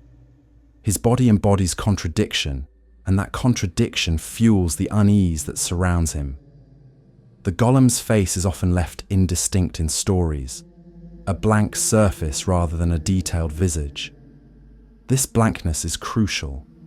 The human face is the seat of expression, the place where emotion is read and recognized. To see a face without expression, or one that seems unfinished, is to encounter something profoundly unsettling. The golem's blankness denies recognition. One cannot meet his eyes and find sympathy or understanding. One cannot hear his voice and discern intention. He is a body without a soul's expression, a form without the signs of inner life. This blankness also reinforces his silence. A creature who cannot speak is already unsettling, but one whose face reveals nothing magnifies that unease. His body may move, his hands may act, but his face remains mute, unreadable.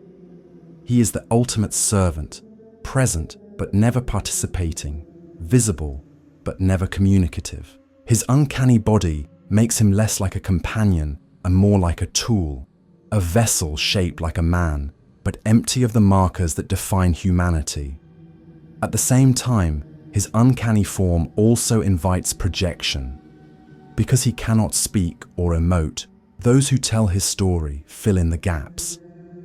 Some imagine him as gentle despite his size, a loyal servant who never questions.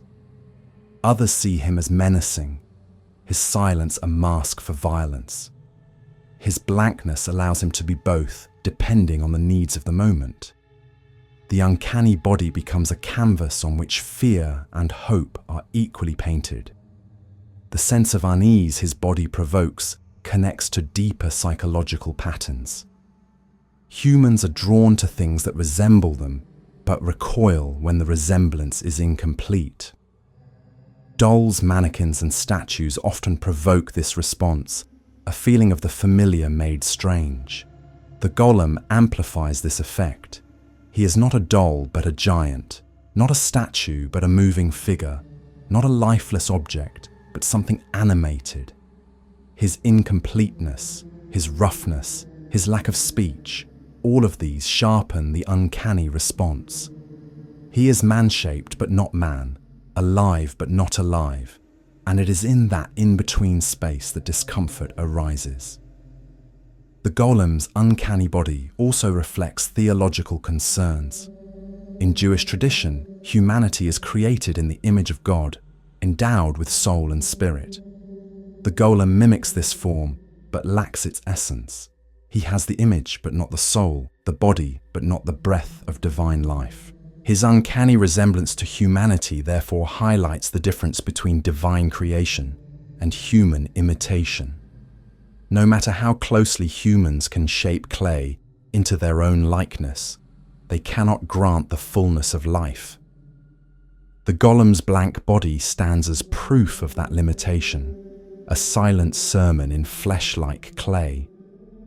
The uncanny nature of his body also reinforces his role as a mirror for the community. Just as the Jews of the ghetto lived in a state of in-betweenness, inside the city yet excluded from it, present in society yet marginalized, the golem lived in the space between human and not human. He was both part of the community and apart from it, both their creation and their alien other. His body reflected their condition, embodying the sense of being near but never fully accepted, human yet always treated as something else. In some tales, the golem's uncanny body even becomes a point of danger in itself. Outsiders who glimpse him react with fear, spreading rumors of monstrous Jewish creations. His inhuman appearance feeds suspicion and hostility, turning the very symbol of protection into a source of accusation. This mirrors the way the Jewish body itself was treated in Europe, seen as strange, foreign, and threatening, even when it was simply human. The golem's clay form thus becomes a metaphor for how difference itself can be turned into a weapon against the marginalized. The fascination with the golem's body has carried forward into art and literature. In early modern texts, he is often depicted as crude and massive, a lumbering figure whose roughness marks him as unfinished. In the 20th century, film adaptations like The Golem, How He Came into the World, emphasized his statue-like features, portraying him as a giant carved from stone with an imposing presence that both protects and terrifies.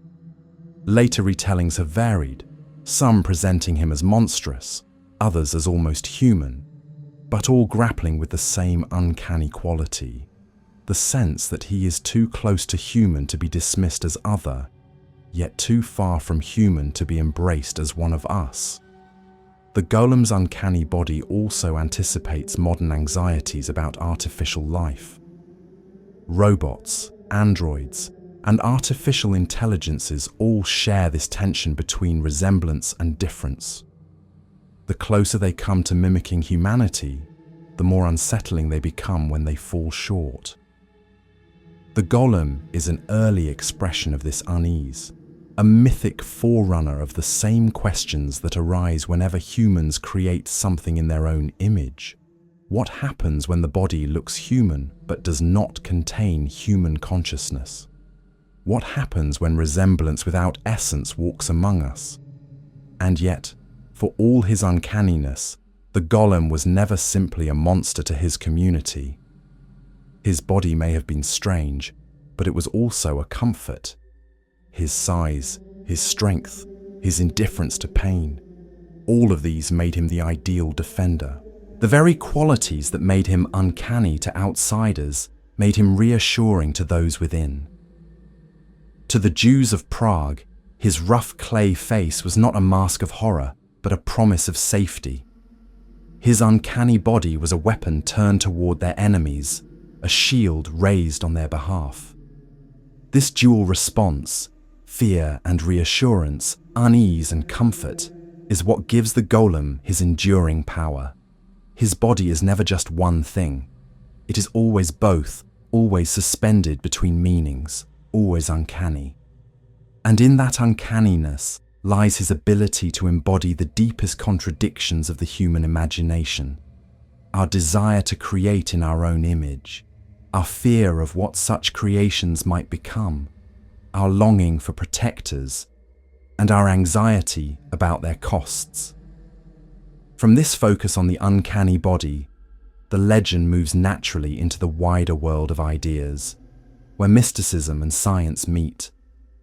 The clay giant, who is human but not human, opens the door to questions about knowledge itself, about how the sacred and the rational, the mystical and the experimental intertwine in the act of creation. It is here, in the mingling of Kabbalah and alchemy, that the golem takes on yet another layer of meaning. The golem is most often imagined as the child of faith, a being conjured through sacred words, mystical rituals, and the hidden wisdom of the rabbis. Yet he is also a figure born in an age when the boundaries between religion, philosophy, and science were porous, when alchemists, scholars, and mystics all searched for the secrets of creation in different ways. The 16th century, the time of the Maharal of Prague, was a period when Kabbalistic speculation, Christian mysticism, and the experiments of natural philosophers all circled around the same questions. How is life made? How does matter transform? Can humans, through knowledge, imitate the divine act of creation. The golem stands at the meeting point of these pursuits, a legend in which Kabbalah and alchemy intertwine. Jewish mysticism, especially the Kabbalah, had long meditated on the mysteries of creation. The Sefer Yetzirah, the Book of Formation, taught that the world was made through the combination and permutation of Hebrew letters. To know how to arrange these letters was to touch the foundations of existence itself. Later, Kabbalists expanded on these ideas, treating the Hebrew alphabet as a code that concealed the mechanisms of creation, a code that, if deciphered, could allow one to replicate the divine act in miniature. The golem was the most vivid expression of this belief, a being formed from clay, animated not by breath or blood, but by the power of letters, the sacred language that underpinned reality. At the same time, alchemy was flourishing across Europe. Alchemists sought to transmute base metals into gold, to discover the philosopher's stone, to unlock the elixir of life.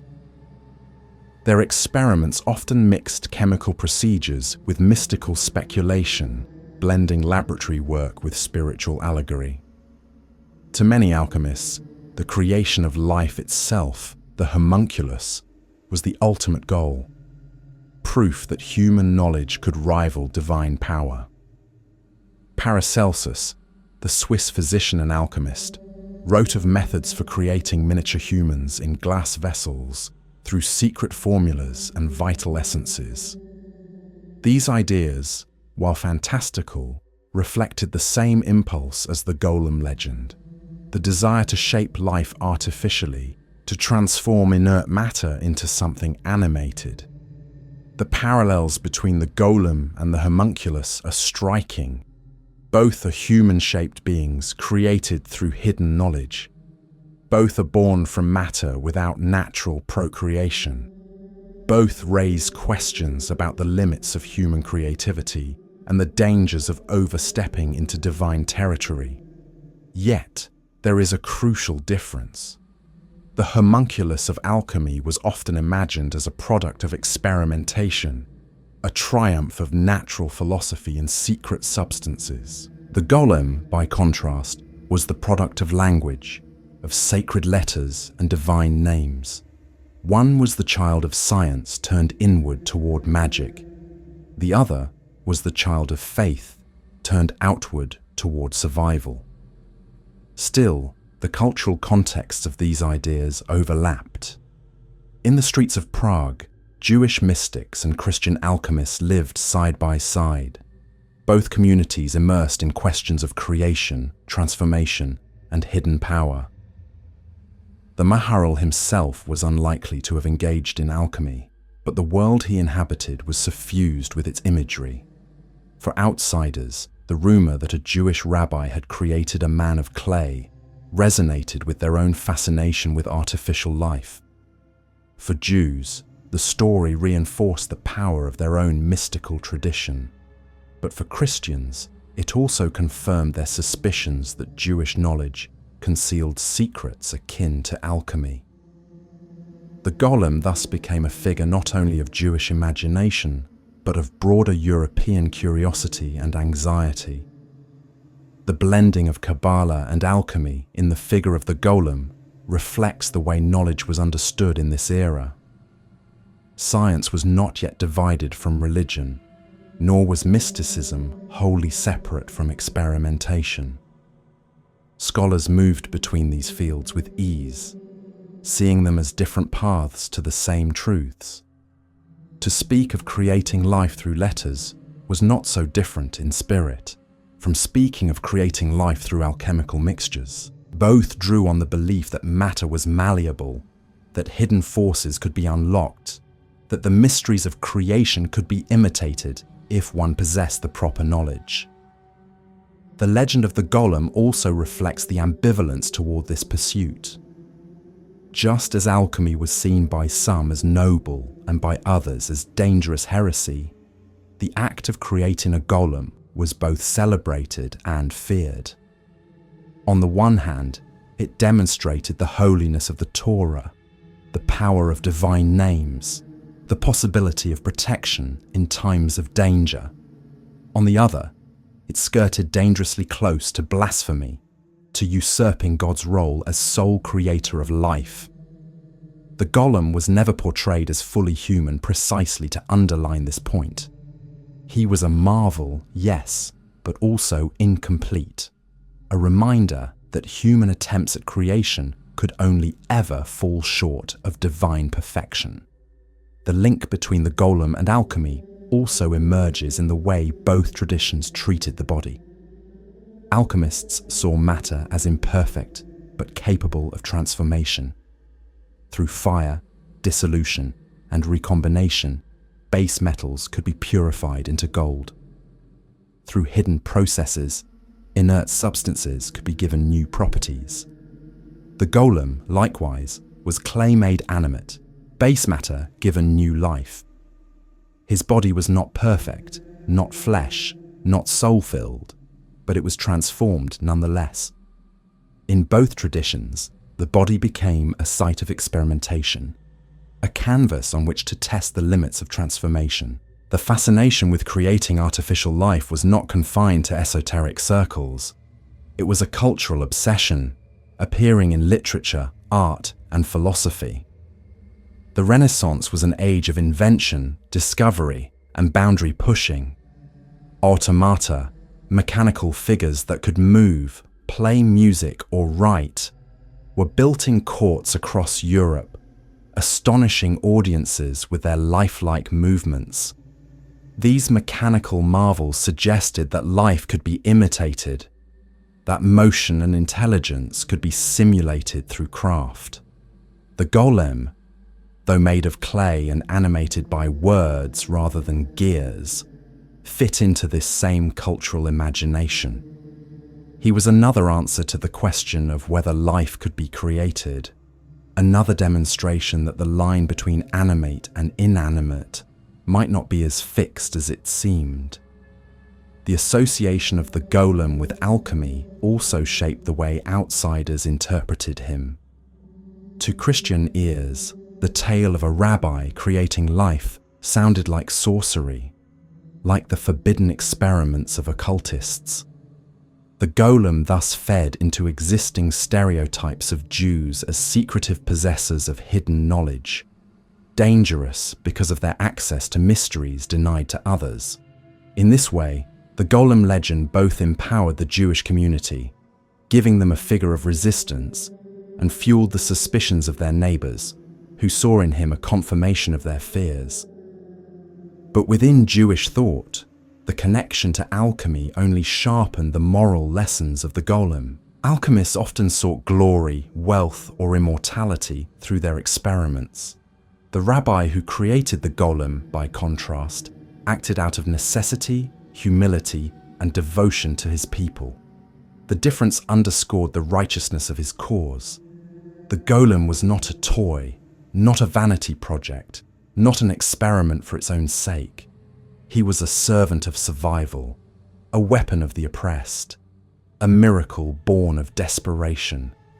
In this contrast, the legend reinforced Jewish values, distinguishing their mystical pursuit from the often maligned image of alchemical hubris. The interplay between Kabbalah and alchemy in the golem story also prefigures later debates about science and technology. The questions raised by the clay giant: can humans create life? Should they? What responsibilities follow from such creation are the same questions that arose when alchemists dreamed of homunculi, when inventors built mechanical automata, and when modern scientists began to explore genetics, cloning, and artificial intelligence. The golem is not just a medieval legend, but part of a long lineage of stories that confront the boundary between natural and artificial, divine and human, possible and forbidden. This blending of mysticism and proto-science ensured that the golem would not remain confined to Jewish folklore. His story resonated with broader European currents, shaping the way he was adopted, adapted, and reinterpreted in literature and art. He was not only a Jewish protector, but also a European monster, a precursor to Frankenstein, a figure who embodied both the wonder and the terror of human attempts to play creator. And it is in this role, as precursor and parallel, that the Golem's legend enters the wider imagination of Europe. From the alchemical laboratories to the Gothic novels, from whispered stories in the ghetto to philosophical debates about creation, the clay giant moves into new forms, new languages, and new fears. The stage is set for his transformation into one of the archetypal figures of modern myth, a shadow that would fall not only over Jewish memory, but over European culture at large. By the time the legend of the Golem spread beyond the narrow alleys of Prague's Jewish quarter, Europe was already fertile ground for tales of creation gone awry. The Renaissance and Enlightenment had filled the imagination with visions of discovery and invention, of human beings pressing ever closer to mysteries once reserved for God. Alchemy, natural philosophy, and early experiments in mechanics had all raised the question of what it meant to create life, or at least to imitate it. Against this backdrop, the story of a rabbi who shaped a man of clay and animated him with divine words did not remain confined to Jewish folklore. It was absorbed into the broader imagination of Europe, transformed into a symbol of both wonder and fear. And in that cultural soil, the Golem grew into a precursor to one of the most enduring myths of modernity, the monster of Frankenstein. Mary Shelley's novel, first published in 1818, is often hailed as the birth of modern science fiction, a tale that wrestled with the consequences of human ambition and scientific overreach. But long before Victor Frankenstein breathed life into his stitched-together creature, European audiences had been telling and retelling stories about artificial beings, from the homunculus of alchemy to the automata of mechanical invention. The Golem was among the most potent of these figures, and though Shelley may not have read Jewish folklore directly, the parallels between her monster and the clay giant are too striking to ignore. Both the Golem and Frankenstein's creature are human-shaped yet not fully human, alive yet lacking something essential. Both are created by human hands, through knowledge that imitates divine power. Both are silent at first, defined more by their presence than by their speech. And in both stories, creation becomes a source of dread as much as hope. What begins as an act of ingenuity or necessity ends as a confrontation with forces beyond the creator's control. The Golem, in European imagination, was often stripped of his context as a defender of the Jewish ghetto. Instead, he was recast as an example of the dangers of forbidden knowledge, a monster born of hubris rather than desperation. Christian writers in the 18th and 19th centuries retold the tale with emphasis on the unnaturalness of the act, the arrogance of trying to imitate God, and the inevitable collapse of the creation into violence. This shift reflected broader European anxieties about science, religion, and the limits of human power. In this retelling, the rabbi who made the Golem became a kind of proto-scientist, not a holy man acting out of piety, but a reckless seeker of knowledge who overstepped his bounds. The clay giant himself became less a servant and more a menace, a warning about what happens when humans trespass on divine territory. These reinterpretations set the stage for Shelley's novel, in which Victor Frankenstein embodies precisely these anxieties, and his monster reflects the same unease that had long surrounded the Golem. What happens when we succeed in creating life, but fail in controlling it? The parallels run deeper still. In many Golem legends, the creature's greatest tragedy is his lack of speech. He can act, but he cannot explain himself, cannot connect with others, cannot express his own perspective. Frankenstein's monster, too, begins without language, terrifying in his mute presence. When he later learns to speak, his words only deepen his alienation, revealing his awareness of his own suffering. In both figures, silence, or the struggle for speech, becomes the marker of their incomplete humanity, a reminder that creation without communication leaves a being forever apart. Another echo lies in their relationships to their creators. The golem is bound to the rabbi who made him, obedient but also dependent, his life sustained by letters that can be removed at will. Frankenstein's creature is bound to his maker in a different way, demanding recognition, love, and responsibility that Victor refuses to grant. Both stories highlight the ethical dimension of creation. To make life is not merely a technical act, but a moral one, a bond that requires care, responsibility, and restraint. In both, the failure of that bond leads to tragedy. For European audiences, the golem provided a template for imagining the dangers of unchecked creation. He was not just a Jewish protector, but a universal figure of artificial life, an embodiment of the fear that human ingenuity could unleash forces beyond human control. The monster of Frankenstein inherited this role, becoming the most famous version of the same archetype.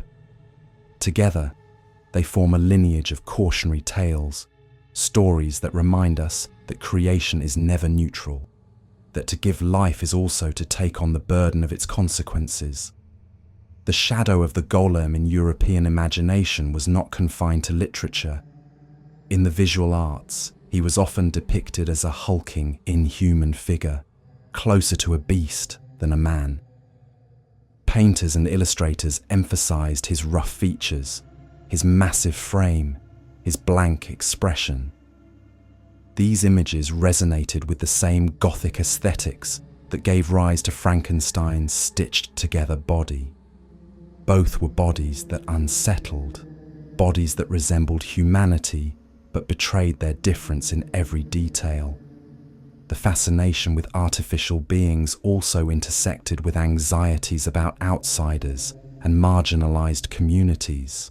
For some Europeans, the golem became a symbol not of Jewish resilience, but of Jewish otherness, a monstrous creation that confirmed stereotypes of Jews as secretive, dangerous, and unnatural.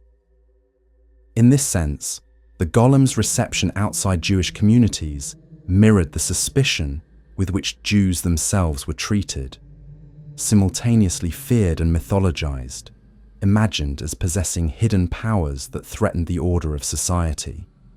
Shelley's monster, likewise, was marked by his status as an outcast, rejected not only by his creator, but by every human he encountered.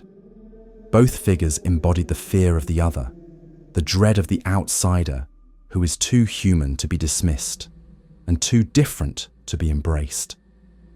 The Gothic tradition into which Shelley wrote was particularly fertile ground for such themes. Gothic literature thrived on the uncanny, the monstrous, the transgression of natural boundaries. The golem, in this context, fit perfectly. A being who blurred the line between animate and inanimate, human and non-human, sacred and profane. Even if Shelley never read a golem story, the cultural atmosphere in which she wrote was already saturated with such figures, and the clay giant of Prague was among the most enduring of them. The golem's shadow also shaped the way later readers interpreted Frankenstein. Scholars and critics have long compared the two, noting the shared themes of artificial creation, incomplete humanity, and uncontrollable power. In some retellings of the golem legend written after Shelley's time, the parallels are made explicit, with the clay giant described in terms that echo Frankenstein's monster. The two figures became intertwined in the European imagination, each reinforcing the other's themes of ambition, danger, and responsibility. What makes the comparison especially powerful is that both figures are more than monsters. They are tragic, sympathetic in their incompleteness. The golem is silent, unable to express his own inner life. Frankenstein's creature, though eloquent, is rejected and despised. Both evoke pity as well as fear, compassion as well as horror. They are mirrors of human longing and failure, reflecting not only the dangers of creation, but the loneliness of being made without belonging. The golem's transformation into a European symbol also marks a turning point in his story. No longer confined to the Jewish ghetto, he entered the wider world of literature, philosophy, and art. He was no longer just a defender of a persecuted people, but a universal figure of anxiety about creation, science, and humanity. In this transformation, he lost some of his original meaning, but gained new resonance, becoming part of a broader cultural conversation about what it means to make life and to live with its consequences. From here, the golem's legend continued to evolve, shaping and being shaped by modernity.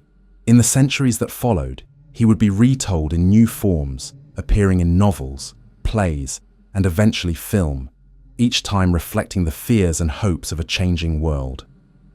From the ghetto walls to the European stage, from the whispered stories of a community under siege to the Gothic novels of the Romantic era, the clay giant had become something larger than himself, a myth of creation and responsibility that would endure far beyond his origins. When the flicker of moving images first lit up theatres in the early 20th century, filmmakers turned instinctively to the old myths and legends that had always captivated audiences. The cinema, new and strange, needed stories that were larger than life, tales that could fill the silence of early film with images powerful enough to leave viewers awestruck. Among these stories, the golem found a natural home. His hulking body, his uncanny presence, his blend of menace and sympathy, all of these translated perfectly to the screen. It was in cinema that the clay giant stepped out of the ghetto's legends and into the modern imagination, his heavy form immortalized in celluloid clay. The golem appeared in several films during the silent era, but it is Paul Wegener's trilogy that remains the most famous and influential. Wegener, a German actor and filmmaker, first brought the golem to the screen in 1915 with The Golem, a now-lost film that introduced audiences to the Jewish legend. The film struck a chord, enough for Wegener to revisit the character in The Golem and the Dancing Girl, 1917, a playful parody that imagined the creature in comic situations. But it was his 1920 masterpiece, The Golem, How He Came Into the World, that etched the clay giant permanently into cinematic history. This final film, the only one of the trilogy that survives in full, remains a landmark of expressionist cinema, shot in moody, distorted sets, filled with sharp shadows and looming architecture. It tells the story of Rabbi Loew creating the golem to defend the Jews of Prague from persecution. Wegener himself donned the costume of the golem, his massive frame and heavy movements bringing the figure to life with uncanny power. His clay-like armor, rigid gestures, and impassive face conveyed both strength and strangeness, perfectly capturing the unsettling duality of the legend. What the film accomplished was more than simple adaptation. It took a story that had lived primarily in Jewish oral tradition and brought it to an international audience, transforming the golem into a symbol of broader cultural anxieties. Released in the aftermath of World War I in a Germany struggling with defeat, instability, and rising anti-Semitism, the film resonated with themes of persecution, protection, and uncontrollable power. The golem on screen was both savior and menace, his strength a shield for his people but also a threat when unleashed beyond control.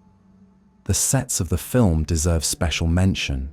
Designed by Hans Polzig, they reimagined Prague's ghetto as a labyrinth of crooked walls, looming arches, and twisted alleys, a nightmare landscape that seemed to press down on its inhabitants. Against this backdrop, the golem's towering form moved with deliberate weight, his body both part of the architecture and a disruption of it.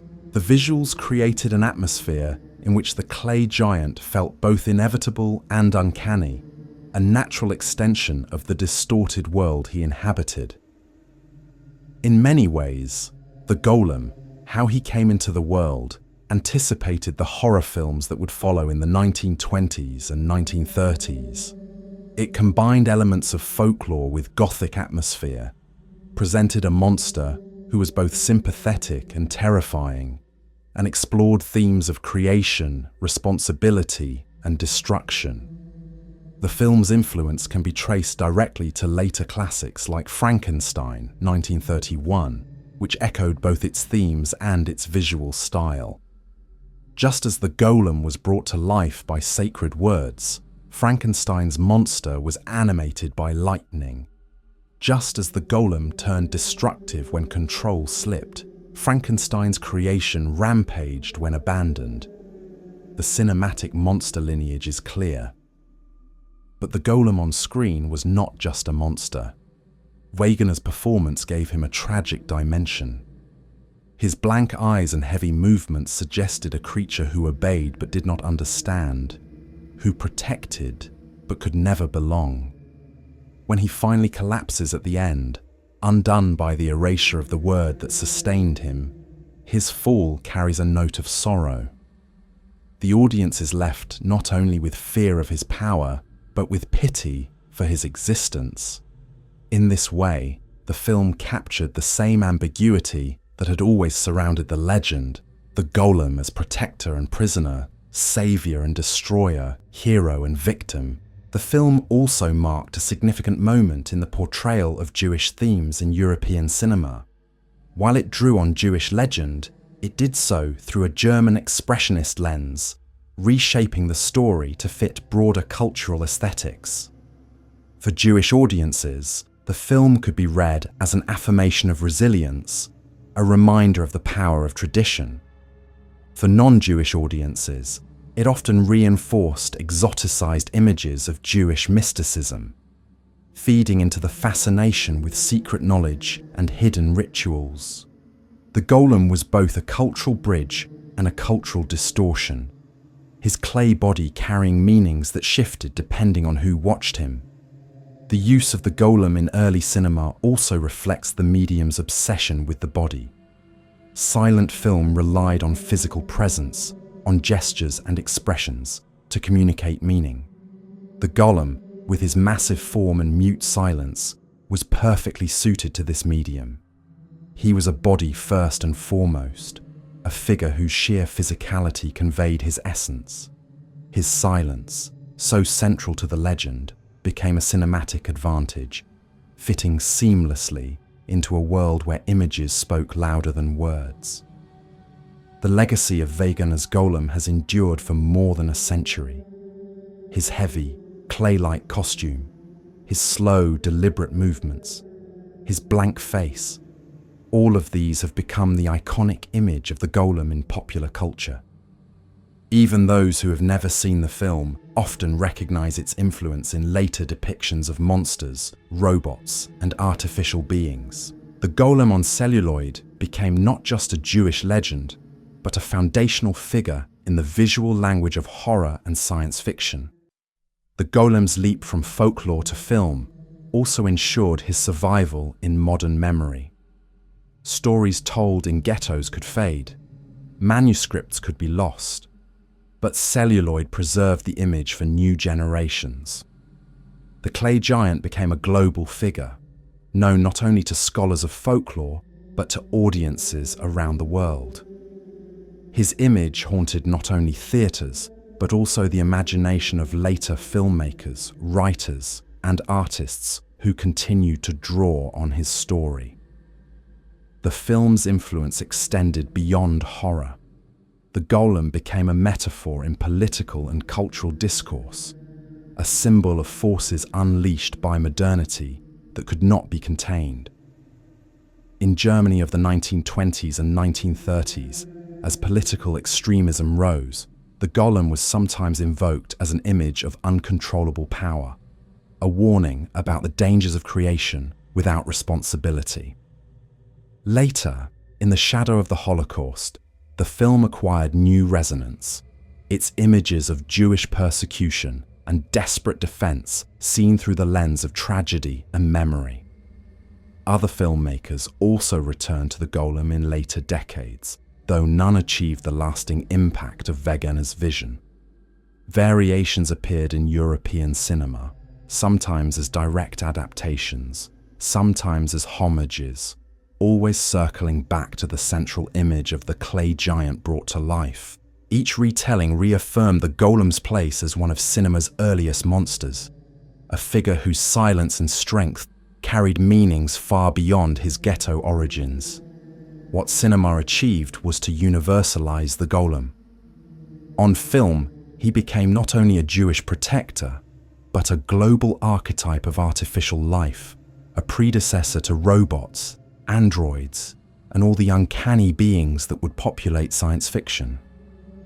His celluloid body paved the way for countless successors, each exploring the same questions. What happens when humans create life? What responsibilities follow? What dangers arise when obedience turns to destruction? The clay giant's move into cinema also marked the beginning of his role in popular culture more broadly. From here, he would appear in novels, comic books, television shows, and video games, his body reshaped again and again to fit new contexts.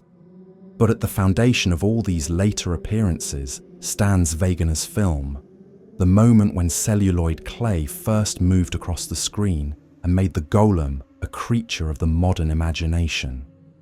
From the glowing frames of silent cinema, the golem's journey would continue into even more complex territory, as he became a figure not just of folklore or film, but of Jewish memory itself. His story, retold in the shadow of catastrophe, would become a way of remembering and interpreting history, a symbol of both survival and loss. By the time Paul Wegener's clay giant had tramped across the warped sets of German Expressionism, the golem was no longer just a whisper in Prague's synagogues or a tale told in Jewish ghettos. He had become a figure that cinema and modern storytelling could not let go of, an image that crossed borders and languages with ease. From that point forward, he began to mutate, each new culture reshaping him to fit its own anxieties and fascinations. The golem no longer belonged solely to Prague or to Jewish memory.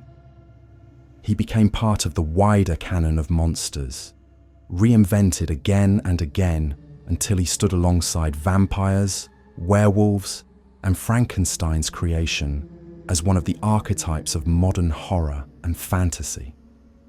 And in that reinvention, Hollywood played its decisive role. The American film industry in the early 20th century was eager for monsters. Silent cinema, and later, the talkies thrived on the spectacle of the strange and uncanny. Universal Studios in the 1930s built its reputation on creatures drawn from European folklore and Gothic literature: Dracula, the Wolfman, Frankenstein's monster. These figures became household names, not simply because of their stories, but because cinema distilled them into unforgettable images. The vampire's cape, the monster's bolts, the werewolf's howl. Hollywood codified them all. The golem, though never receiving the same blockbuster treatment, slipped into this lineup through osmosis. His silhouette lingered in the same cultural space, and his story fed into the way Hollywood understood and produced monsters. Part of this absorption came through Frankenstein himself. The 1931 Universal adaptation, with Boris Karloff in heavy makeup, borrowed visual cues directly from Wegener's Golem.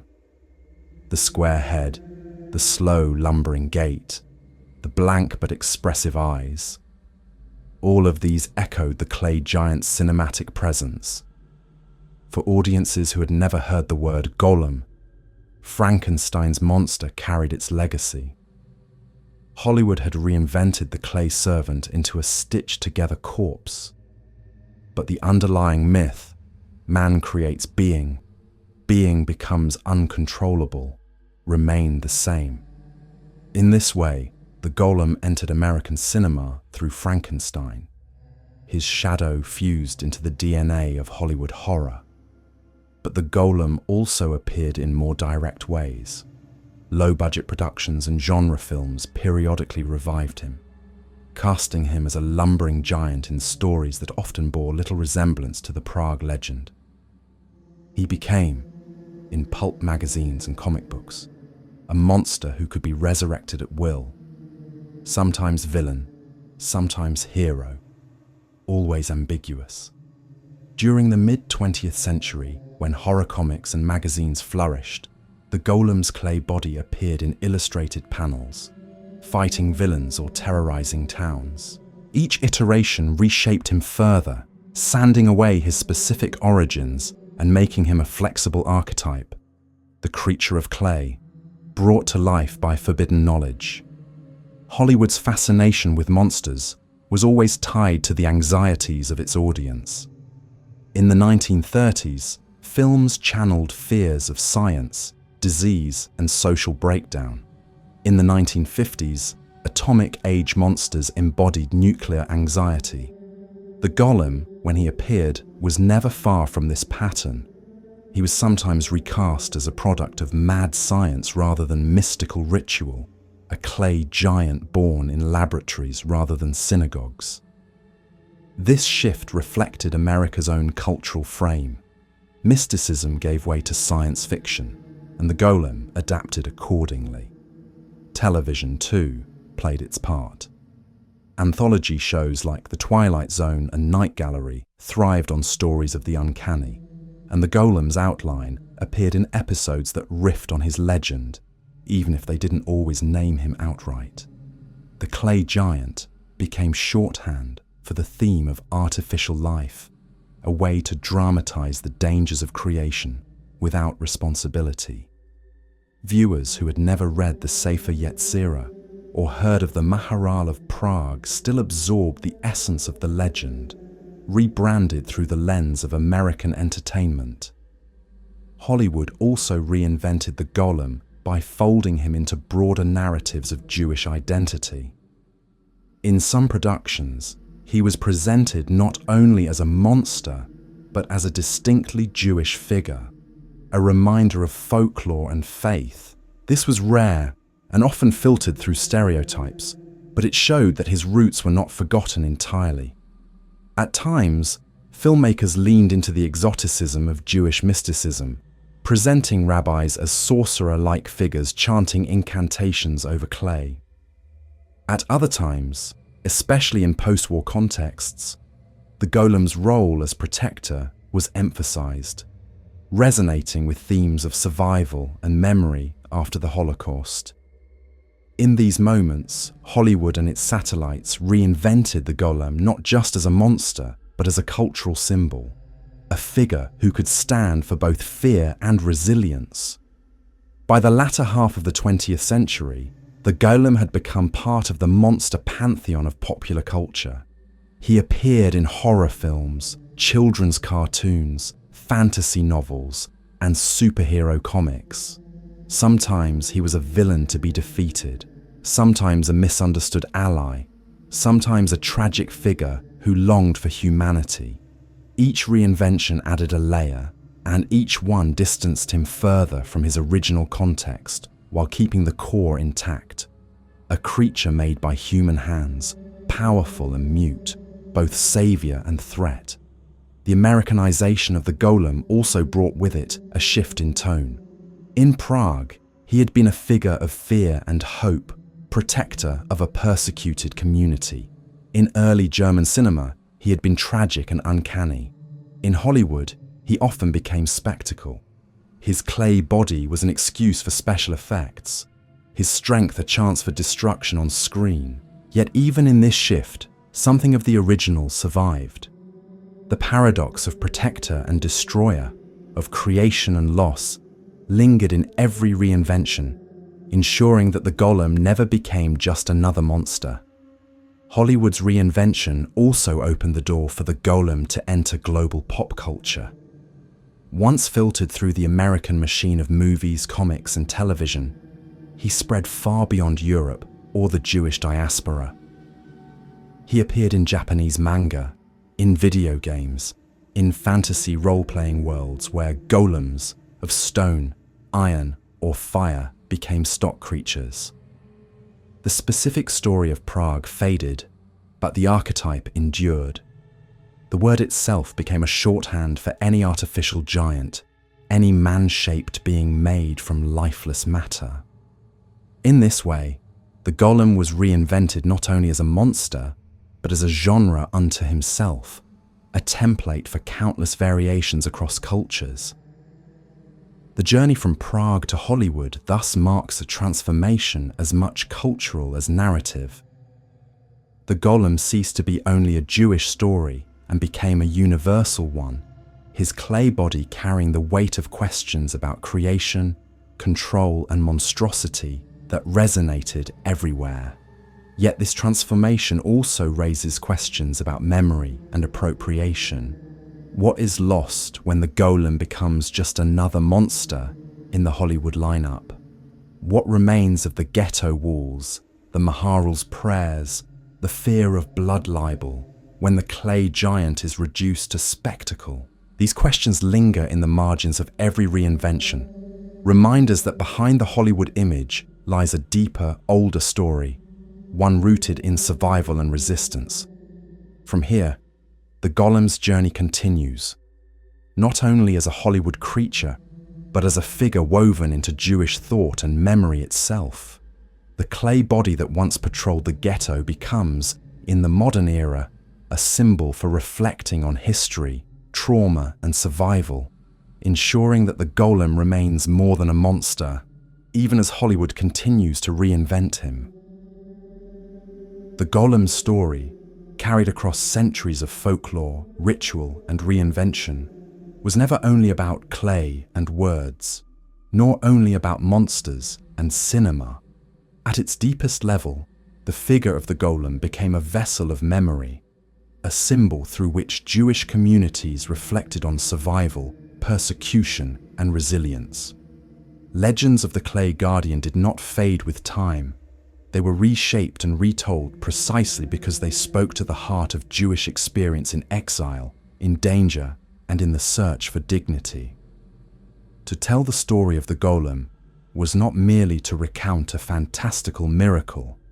It was to remind each generation that survival, even under the most hostile conditions, was possible. The ghettos of Prague and beyond gave birth to the golem as a tale of protection.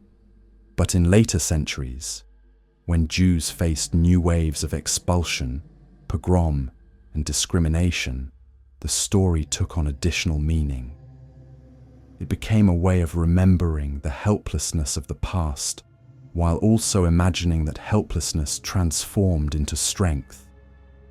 The golem was not history in the literal sense.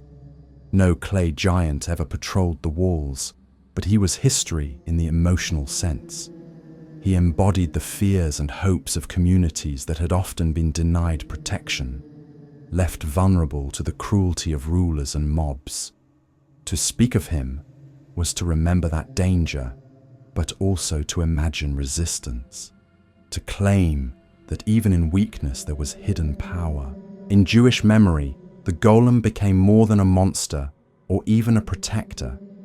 He became a metaphor for the people themselves. Like the golem, the Jewish community was seen as mute in the face of accusations, unable to make its voice heard in hostile societies.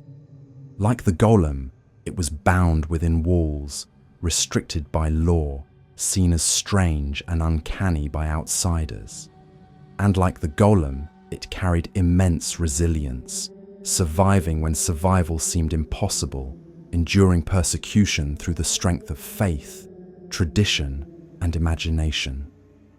The clay body of the golem was the clay body of the people, shaped by history, animated by words, sustained by truth. This symbolic role grew even more profound in the modern era, particularly in the wake of catastrophe. The Holocaust transformed Jewish memory forever, and in its aftermath, older legends were revisited with new eyes. The golem, once imagined as a guardian of the ghetto, became in retrospect a symbol of the absence of such guardians during the darkest years. Stories emerged of rabbis in Eastern Europe who tried to summon a golem during the war, desperate for a protector against Nazi brutality. Whether these accounts were historical or apocryphal mattered less than what they expressed: the yearning for a defender when no defender came. In this context, the golem became both a reminder of past hope and a symbol of grief, an emblem of what was longed for but denied. At the same time, the golem continued to serve as a metaphor for resilience. The very act of remembering him after the Holocaust became a way of asserting continuity, of declaring that Jewish tradition had not been destroyed. To tell the story of the golem after such devastation was to insist that imagination still lived, that cultural memory still endured, that even in the face of attempted annihilation, the people remained. The golem's clay body, fragile and impermanent, mirrored the vulnerability of human life, but his repeated retelling mirrored the endurance of memory itself. In Jewish thought, the golem has also been used as a symbol of the limitations of power. Even at his strongest, he was never permanent. His protection always ended with dismantling, his strength always one letter away from collapse. This fragility served as a reminder that survival cannot rest on brute force alone. The golem could defend for a time, but he could not build lasting safety. True endurance came not from clay, but from words, from Torah, tradition, and the community's faith. In this way, the golem served as both symbol of survival and lesson in humility, a reminder that even the greatest protector was only temporary, while memory and learning endured across centuries. The symbolism of the golem also carried into debates about Jewish identity in the modern world. In the 19th and 20th centuries, as Jews fought for emancipation, citizenship, and equality, the golem was sometimes invoked as a metaphor for the dangers of assimilation or the risks of embracing new forms of power.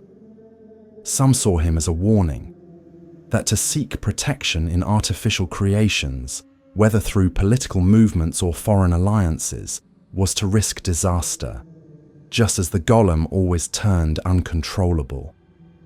Others saw him as inspiration, a figure of self-defense, proof that Jews could and should protect themselves in a world that too often left them exposed.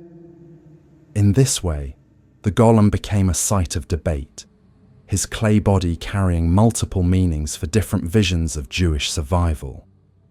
Literature and philosophy further expanded his symbolic role. Writers like Gershom Scholem, the great scholar of Jewish mysticism, explored the golem as an expression of Kabbalistic thought, a reminder of the power and danger of seeking to imitate creation.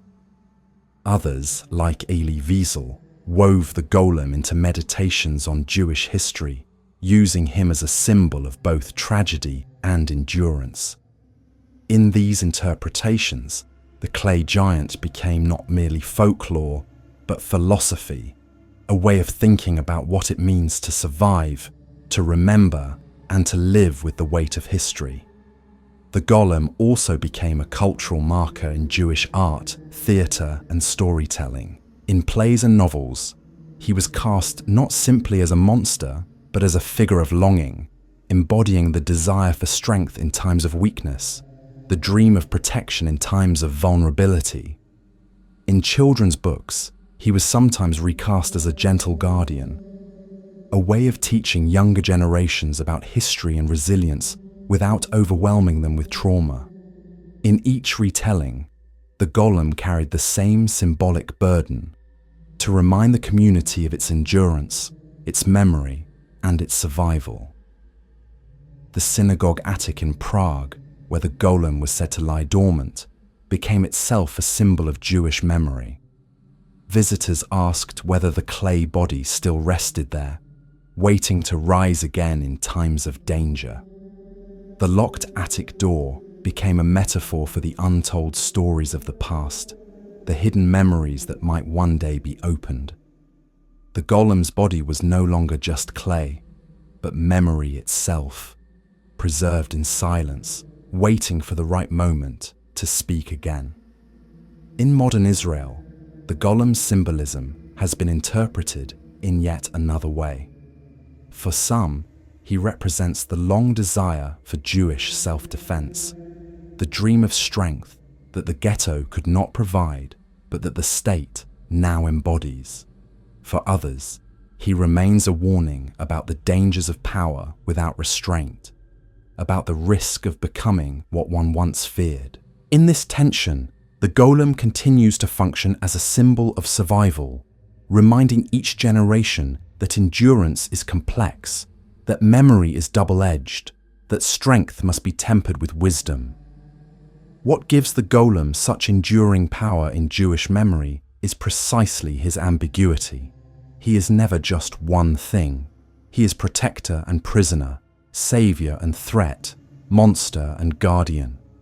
This multiplicity allows him to carry the weight of memory, to embody the contradictions of survival itself. Jewish history, marked by both resilience and vulnerability, hope and suffering, finds its mirror in the clay giant who is always both necessary and dangerous, both strong and fragile. From here, the story of the golem in Jewish memory connects naturally to the broader cultural uses of his image, as artists, writers, and thinkers continue to reinterpret him as a metaphor for technology, politics, and identity. His clay body, once confined to the ghetto, now stands as a global symbol, carrying meanings far beyond its original setting, while still anchored in the memory of survival. By the 20th century, the golem was no longer confined to stories of ghettos, nor only to celluloid monsters lumbering across German screens. He began to appear in another sphere entirely, the language of psychology. As Freud mapped the unconscious, and Jung explored archetypes, myths that had once been told in synagogues and whispered in dark alleys became material for understanding the inner world of the human mind.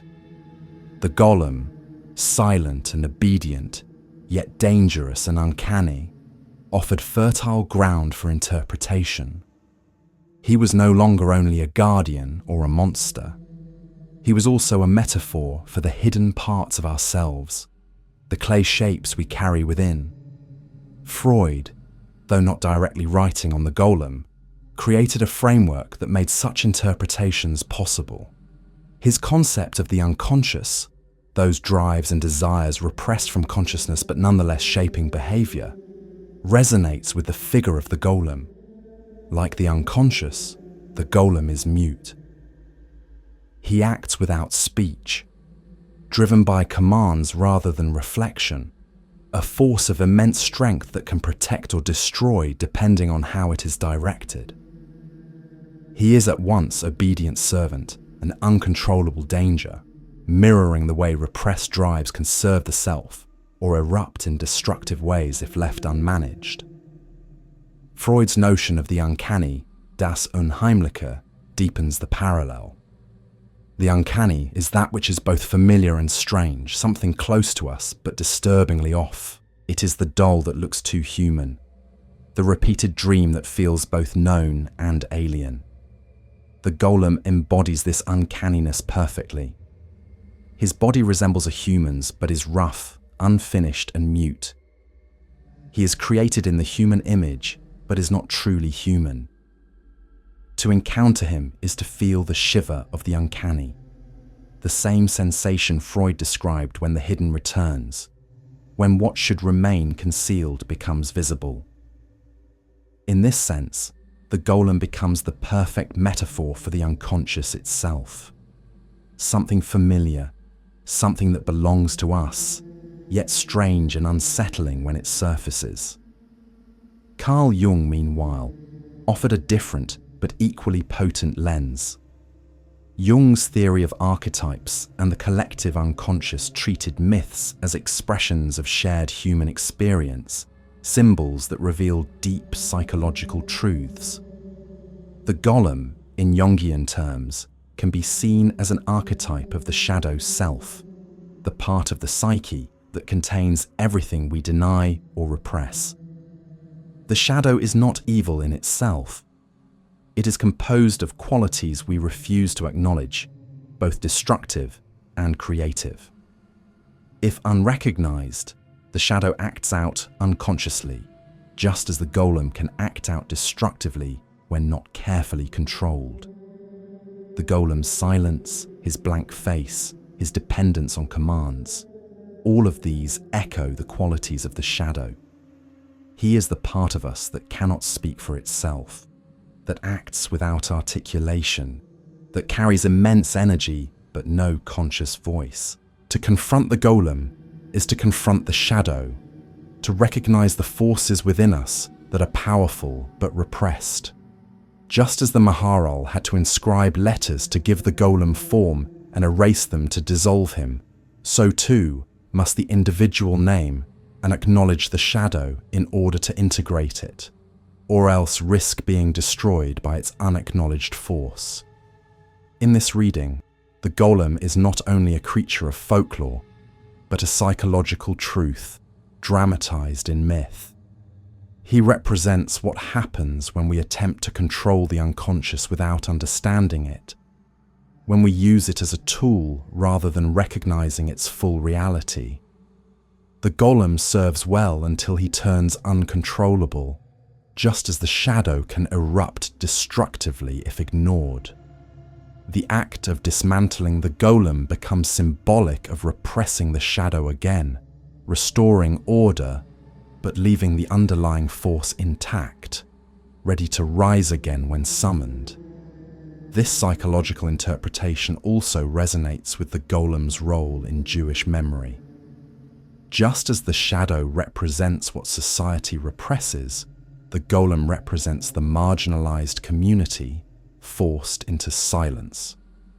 He is a projection of both collective fear and collective strength, a figure born of repression and resistance alike.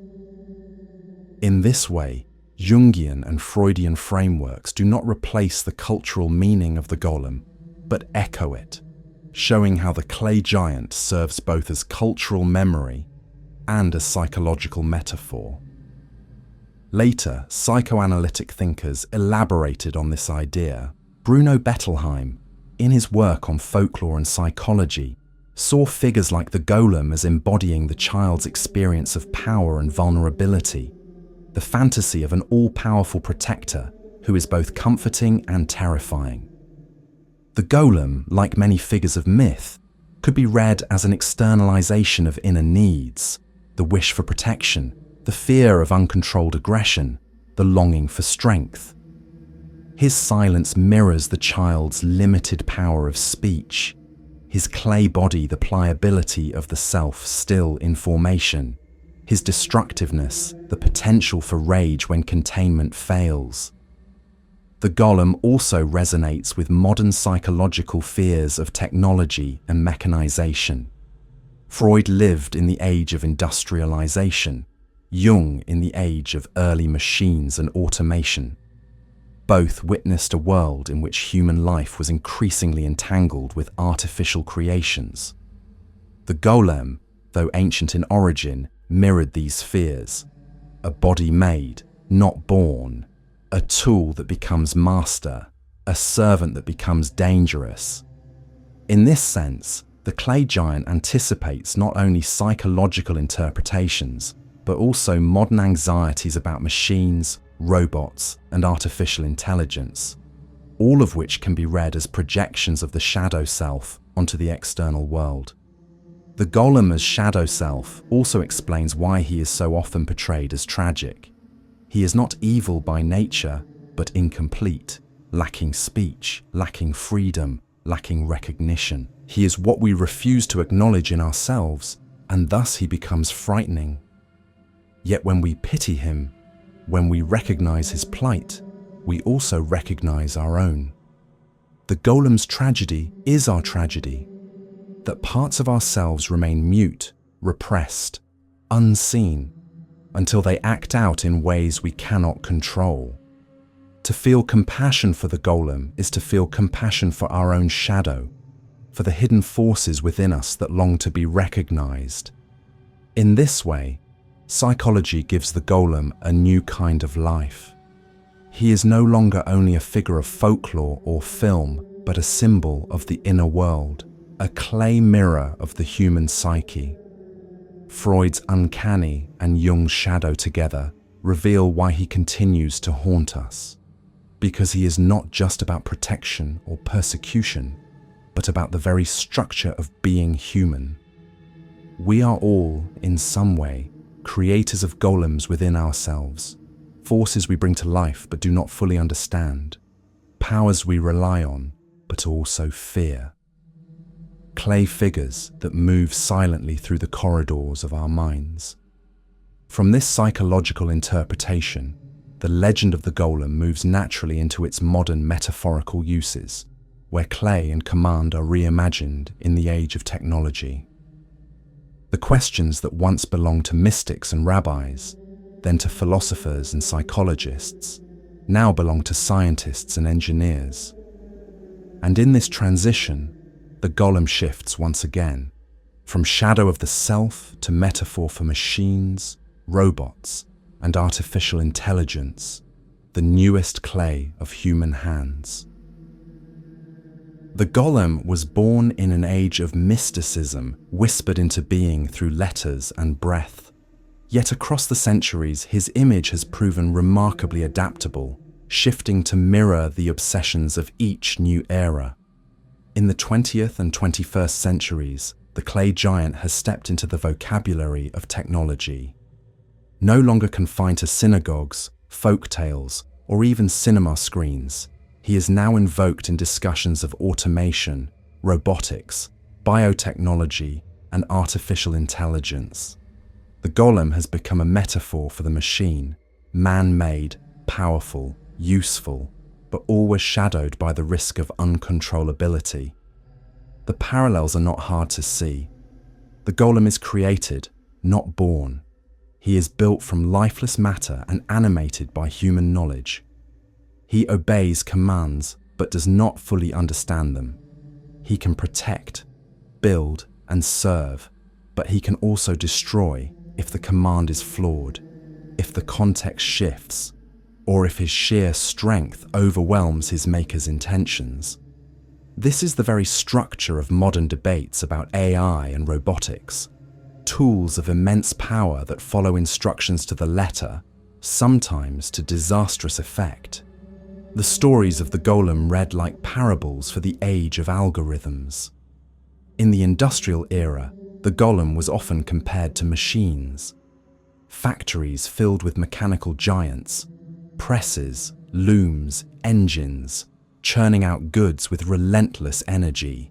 Workers sometimes describe these machines in monstrous terms as lifeless hulks that nonetheless consumed human effort, dictated human schedules, and threatened to crush anyone who stepped out of line. The golem, with his clay strength and mute obedience, became a natural metaphor. He was the industrial machine imagined in human form, both servant and danger, a creation that embodied the ambivalence of mechanization. As technology advanced, the golem metaphor advanced with it. In the age of computers, Scholars and writers began to invoke him as a precursor to artificial intelligence. Here was a being who processed commands without thought, who could not question but only execute. The danger, as with AI, lay in literalism. If told to defend, he might defend too violently. If told to work, he might work until collapse. The problem was not malice, but obedience, the absence of judgment, the inability to interpret context. This is the same fear that runs through contemporary discussions of AI, that a machine might follow its programming too well, carrying out commands in ways that harm rather than help. Science fiction has repeatedly drawn on this parallel. Isaac Asimov's robots, bound by the famous 3 laws, are descendants of the golem, created to protect but haunted by the ambiguities of command. Films like Metropolis, 1927, and later Blade Runner, 1982, explore artificial beings who are both servants and rebels, echoes of the clay figure who obeys until he can no longer be contained. In modern AI discourse, the term golem effect sometimes appears to describe unintended consequences of automation when systems built to serve end up creating new dangers. The golem's clay body has become a digital metaphor, a way of giving shape to fears that are otherwise abstract. The question of control is central. In the legend, the rabbi places a word on the golem's forehead or tongue to animate him, and by erasing a single letter, he can return him to dust. This control seems simple, even comforting. One word gives life, one word ends it. But the stories remind us that in practice, control is fragile. The rabbi may forget, hesitate, or lose the moment, and the golem, once active, may act in ways unforeseen. In technology, this is the problem of the kill switch. Engineers debate whether autonomous systems, from drones to AI programs, can ever be made safe if their decisions outpace human oversight. The rabbi's word is a mythic version of the emergency shutdown, always precarious, always uncertain. The metaphor extends further when considering scale. The golem is large, visibly powerful, and his actions have immediate consequences. Modern machines, by contrast, may be small or invisible, but their power comes from speed and scale. Algorithms trading stocks can crash markets in seconds. Recommendation systems can shape culture and politics subtly but profoundly. The modern golem is not a hulking figure in the street, but lines of code moving through servers. Yet the structure of the fear remains the same. That we will unleash something we do not fully understand. That our creations will act beyond our intentions. That obedience without judgment will turn dangerous. In Jewish thought, the golem has also been explicitly linked to these technological debates. Scholars have pointed out that the Sefer Yetzirah, with its emphasis on letters and permutations, resembles the logic of coding. Just as the rabbi rearranged sacred letters to form life, programmers rearrange symbols to animate machines. The golem becomes a symbolic ancestor of the algorithm, both products of language given power over matter. The cautionary element of the legend, its warning about limits and responsibility, thus becomes especially relevant in the digital age. The ethical dimension is equally important. The golem was created to protect, but his violence often went too far. Modern machines are created to serve, but their unintended consequences are already visible. Automation displacing workers, surveillance systems threatening privacy, algorithms reinforcing bias. Each is a form of protection or service that also carries risk. The golem reminds us that to create is also to bear responsibility, that power cannot be separated from ethics. Just as the rabbi faced the dilemma of whether to keep the golem active or return him to dust, we face dilemmas about whether to deploy technologies whose consequences we cannot fully predict. The golem metaphor has even been applied to nuclear weapons. In the mid-20th century, some writers described the bomb as a kind of golem, created for defense, but capable of destroying its makers, along with everything else. The clay giant, unleashed and uncontrollable, became an image for the technological terrors of the modern world. From bombs to bots, the golem's clay body has absorbed the anxieties of each new invention, serving as a reminder that human creativity is always double-edged. Artificial intelligence, more than any other modern development, has revived the golem's relevance. Debates about AI often circle back to the same questions that haunted the rabbis of Prague. Can we create life without soul? Can we build servants who never turn against us? Can we control creations that surpass our understanding? The clay giant and the silicon brain are two versions of the same dream and the same fear. Both promise service, both risk rebellion, both confront us with the limits of our own wisdom. The uncanny quality of AI also mirrors the golems. When chatbots speak with human fluency but lack understanding, when robots move with human-like grace but reveal mechanical emptiness, we feel the same unease that the golem provoked. They are human-like but not human, alive but not alive, familiar but strange. The uncanny valley of modern robotics is the psychological space the golem has always inhabited. In popular culture, this connection is explicit.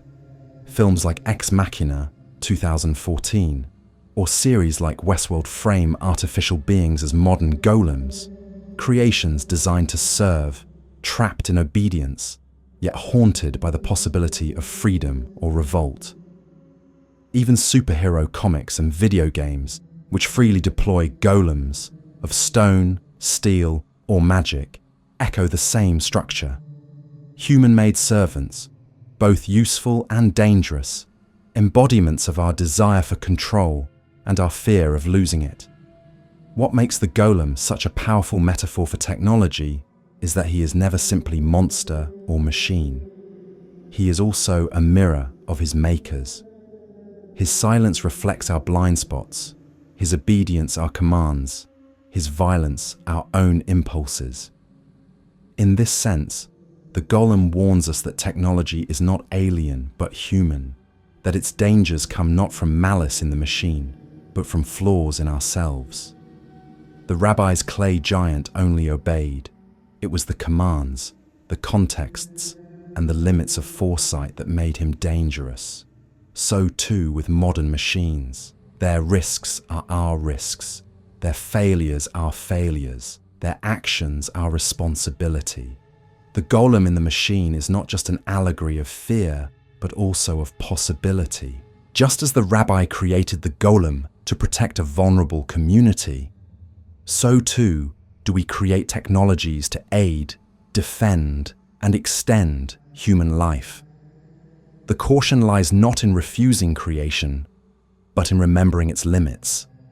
The golem teaches that creations without soul, without wisdom, without recognition of their own place, are always incomplete. They may serve for a time, but they will never replace the responsibility that remains with their makers. From here, the legend of the golem leads into its final modern transformation, not only as metaphor for machines, but as emblem of humanity's enduring dream of creation itself. For behind every story of clay, of letters, of machines and codes, lies the same yearning, the desire to shape life, to imitate the divine, to bridge the gap between what is and what might be. The golem, in this sense, is not just a warning, but a dream, part of humanity's eternal drive to create, to imagine, and to give form to what lies beyond our reach. The legend of the golem has travelled a long road from whispered prayers in Prague's ghetto to silent film screens, from psychological archetypes to debates about artificial intelligence. Yet running through all these retellings is a single thread: the dream of creation itself. To shape life from lifeless matter, to bring into being something that was not there before, is among humanity's oldest and most enduring desires. The golem is one chapter in this story, but the story is far older and stretches far forward still.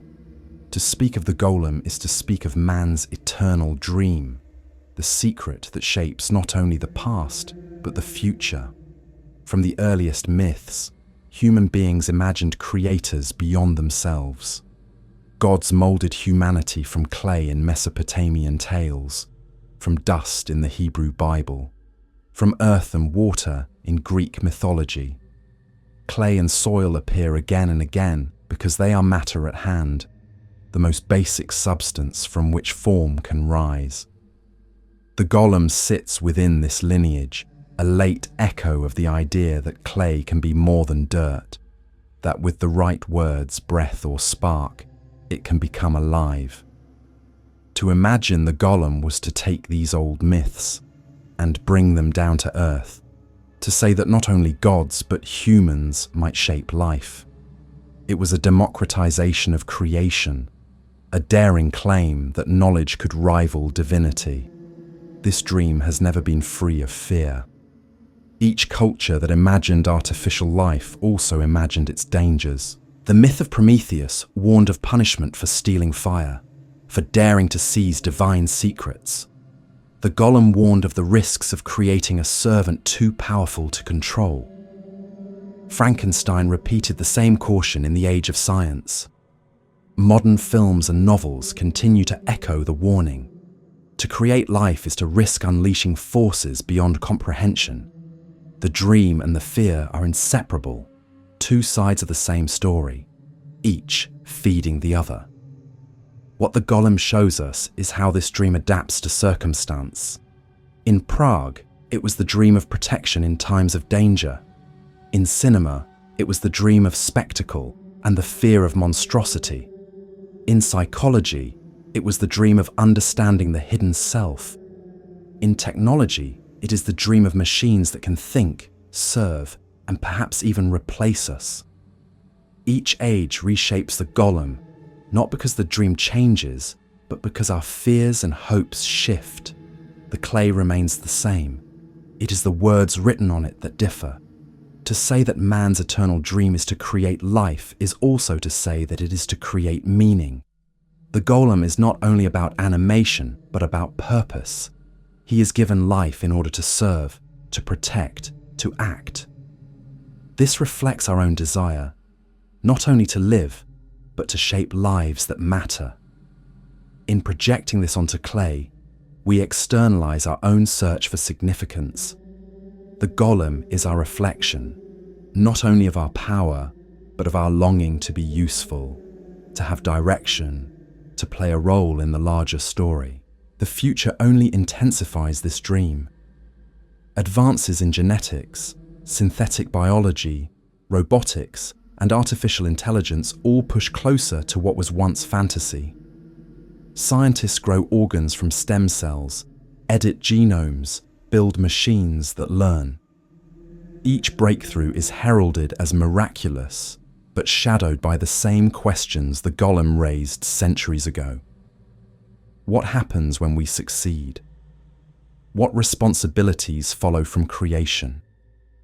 Where do we draw the line between serving our needs and unleashing dangers we cannot foresee? The rabbi inscribing letters on clay, the scientist editing DNA, the engineer coding an AI, they are variations on the same figure, each chasing the dream of life shaped by human hands. The golem's endurance in memory and culture shows that this dream cannot be separated from morality. To create is never neutral. The golem is animated not by clay alone, but by the divine name, by language and command, by intention. Likewise, modern creations are animated not only by code or cells, but by the values of their makers. The fear that the golem will turn violent reflects the fear that our own creations will carry our flaws, our biases, our blindness. The dream is eternal because it is human, and because humanity is never free of contradiction. Some interpreters see in the golem a paradoxical hope. He is mute, incomplete, dependent, yet he represents the possibility that humans can partner with creation itself. His failures are reminders not to abandon the dream, but to approach it with humility.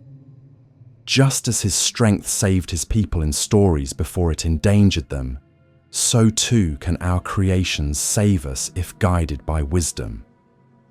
The secret that shapes the future is not only the ability to create life, but the ability to live responsibly with what we create. The golem also challenges us to ask what it means to be alive. If clay can walk with words inscribed, if circuits can mimic thought, if genes can be rewritten, then where do we draw the boundary? The golem blurs the line, reminding us that life is not only biological, but also relational. He is alive not because of clay or letters alone, but because of the community that imagined him, commanded him, and feared him. Life is not only in the body, but in the story, in the meaning we assign. In this sense, the golem's greatest gift to the future is not technical, but philosophical. He teaches that creation is not only about matter and energy, but about significance and responsibility. The dream of the golem continues to echo in literature and art that look toward the future. Science fiction writers create worlds filled with artificial beings, androids and post-human forms, each of them golems in new disguise. Futurists and ethicists debate the rights of machines, the risks of AI, the possibilities of synthetic biology. Religious thinkers reflect on what it means for humans to play at being creators. In each of these conversations, whether acknowledged or not, the clay giant stands in the background, a reminder that we have been telling this story for centuries. The enduring power of the golem lies in his incompleteness. He is never finished, never whole, always lacking something, whether it be speech, soul, or freedom. This incompleteness ensures that he remains a projection of our own desires and fears. We complete him in our imagination, giving him whatever qualities we most need or most dread. In this way, the golem is eternal not because he exists, but because he does not. His emptiness makes him endlessly adaptable, a vessel for whatever dream we pour into him. Looking forward, the golem will not disappear. As long as humans dream of shaping life, he will rise again, reshaped for new contexts, reborn in new clay. Whether in the form of robots, artificial minds, or biological creations, the questions he raises will remain. How far should we go? What do we owe to what we make? What dangers lie in obedience without understanding? What responsibilities follow from power? These are not questions with final answers. They are questions that shape the very trajectory of human history. The golem, then, is not only a figure of the past, but a companion of the future. He reminds us that creation is our oldest dream and our deepest fear, that survival is bound to imagination, and that the clay we shape always reflects the hands that shape it. In him, we see both the possibility of protection and the shadow of destruction, both the miracle of animation and the limits of control. He is the story we tell when we confront the mystery of life itself, the legend that carries our secret forward into every new age. And so the golem remains, not in the attic of a Prague synagogue, not only in the frames of silent film, not only in psychology or technology, but in the imagination of humanity itself. He is the clay we cannot stop shaping, the dream we cannot stop chasing, the warning we cannot stop heeding. He is man's eternal dream, and as long as we continue to imagine, to create, and to fear, his heavy footsteps will echo into the future.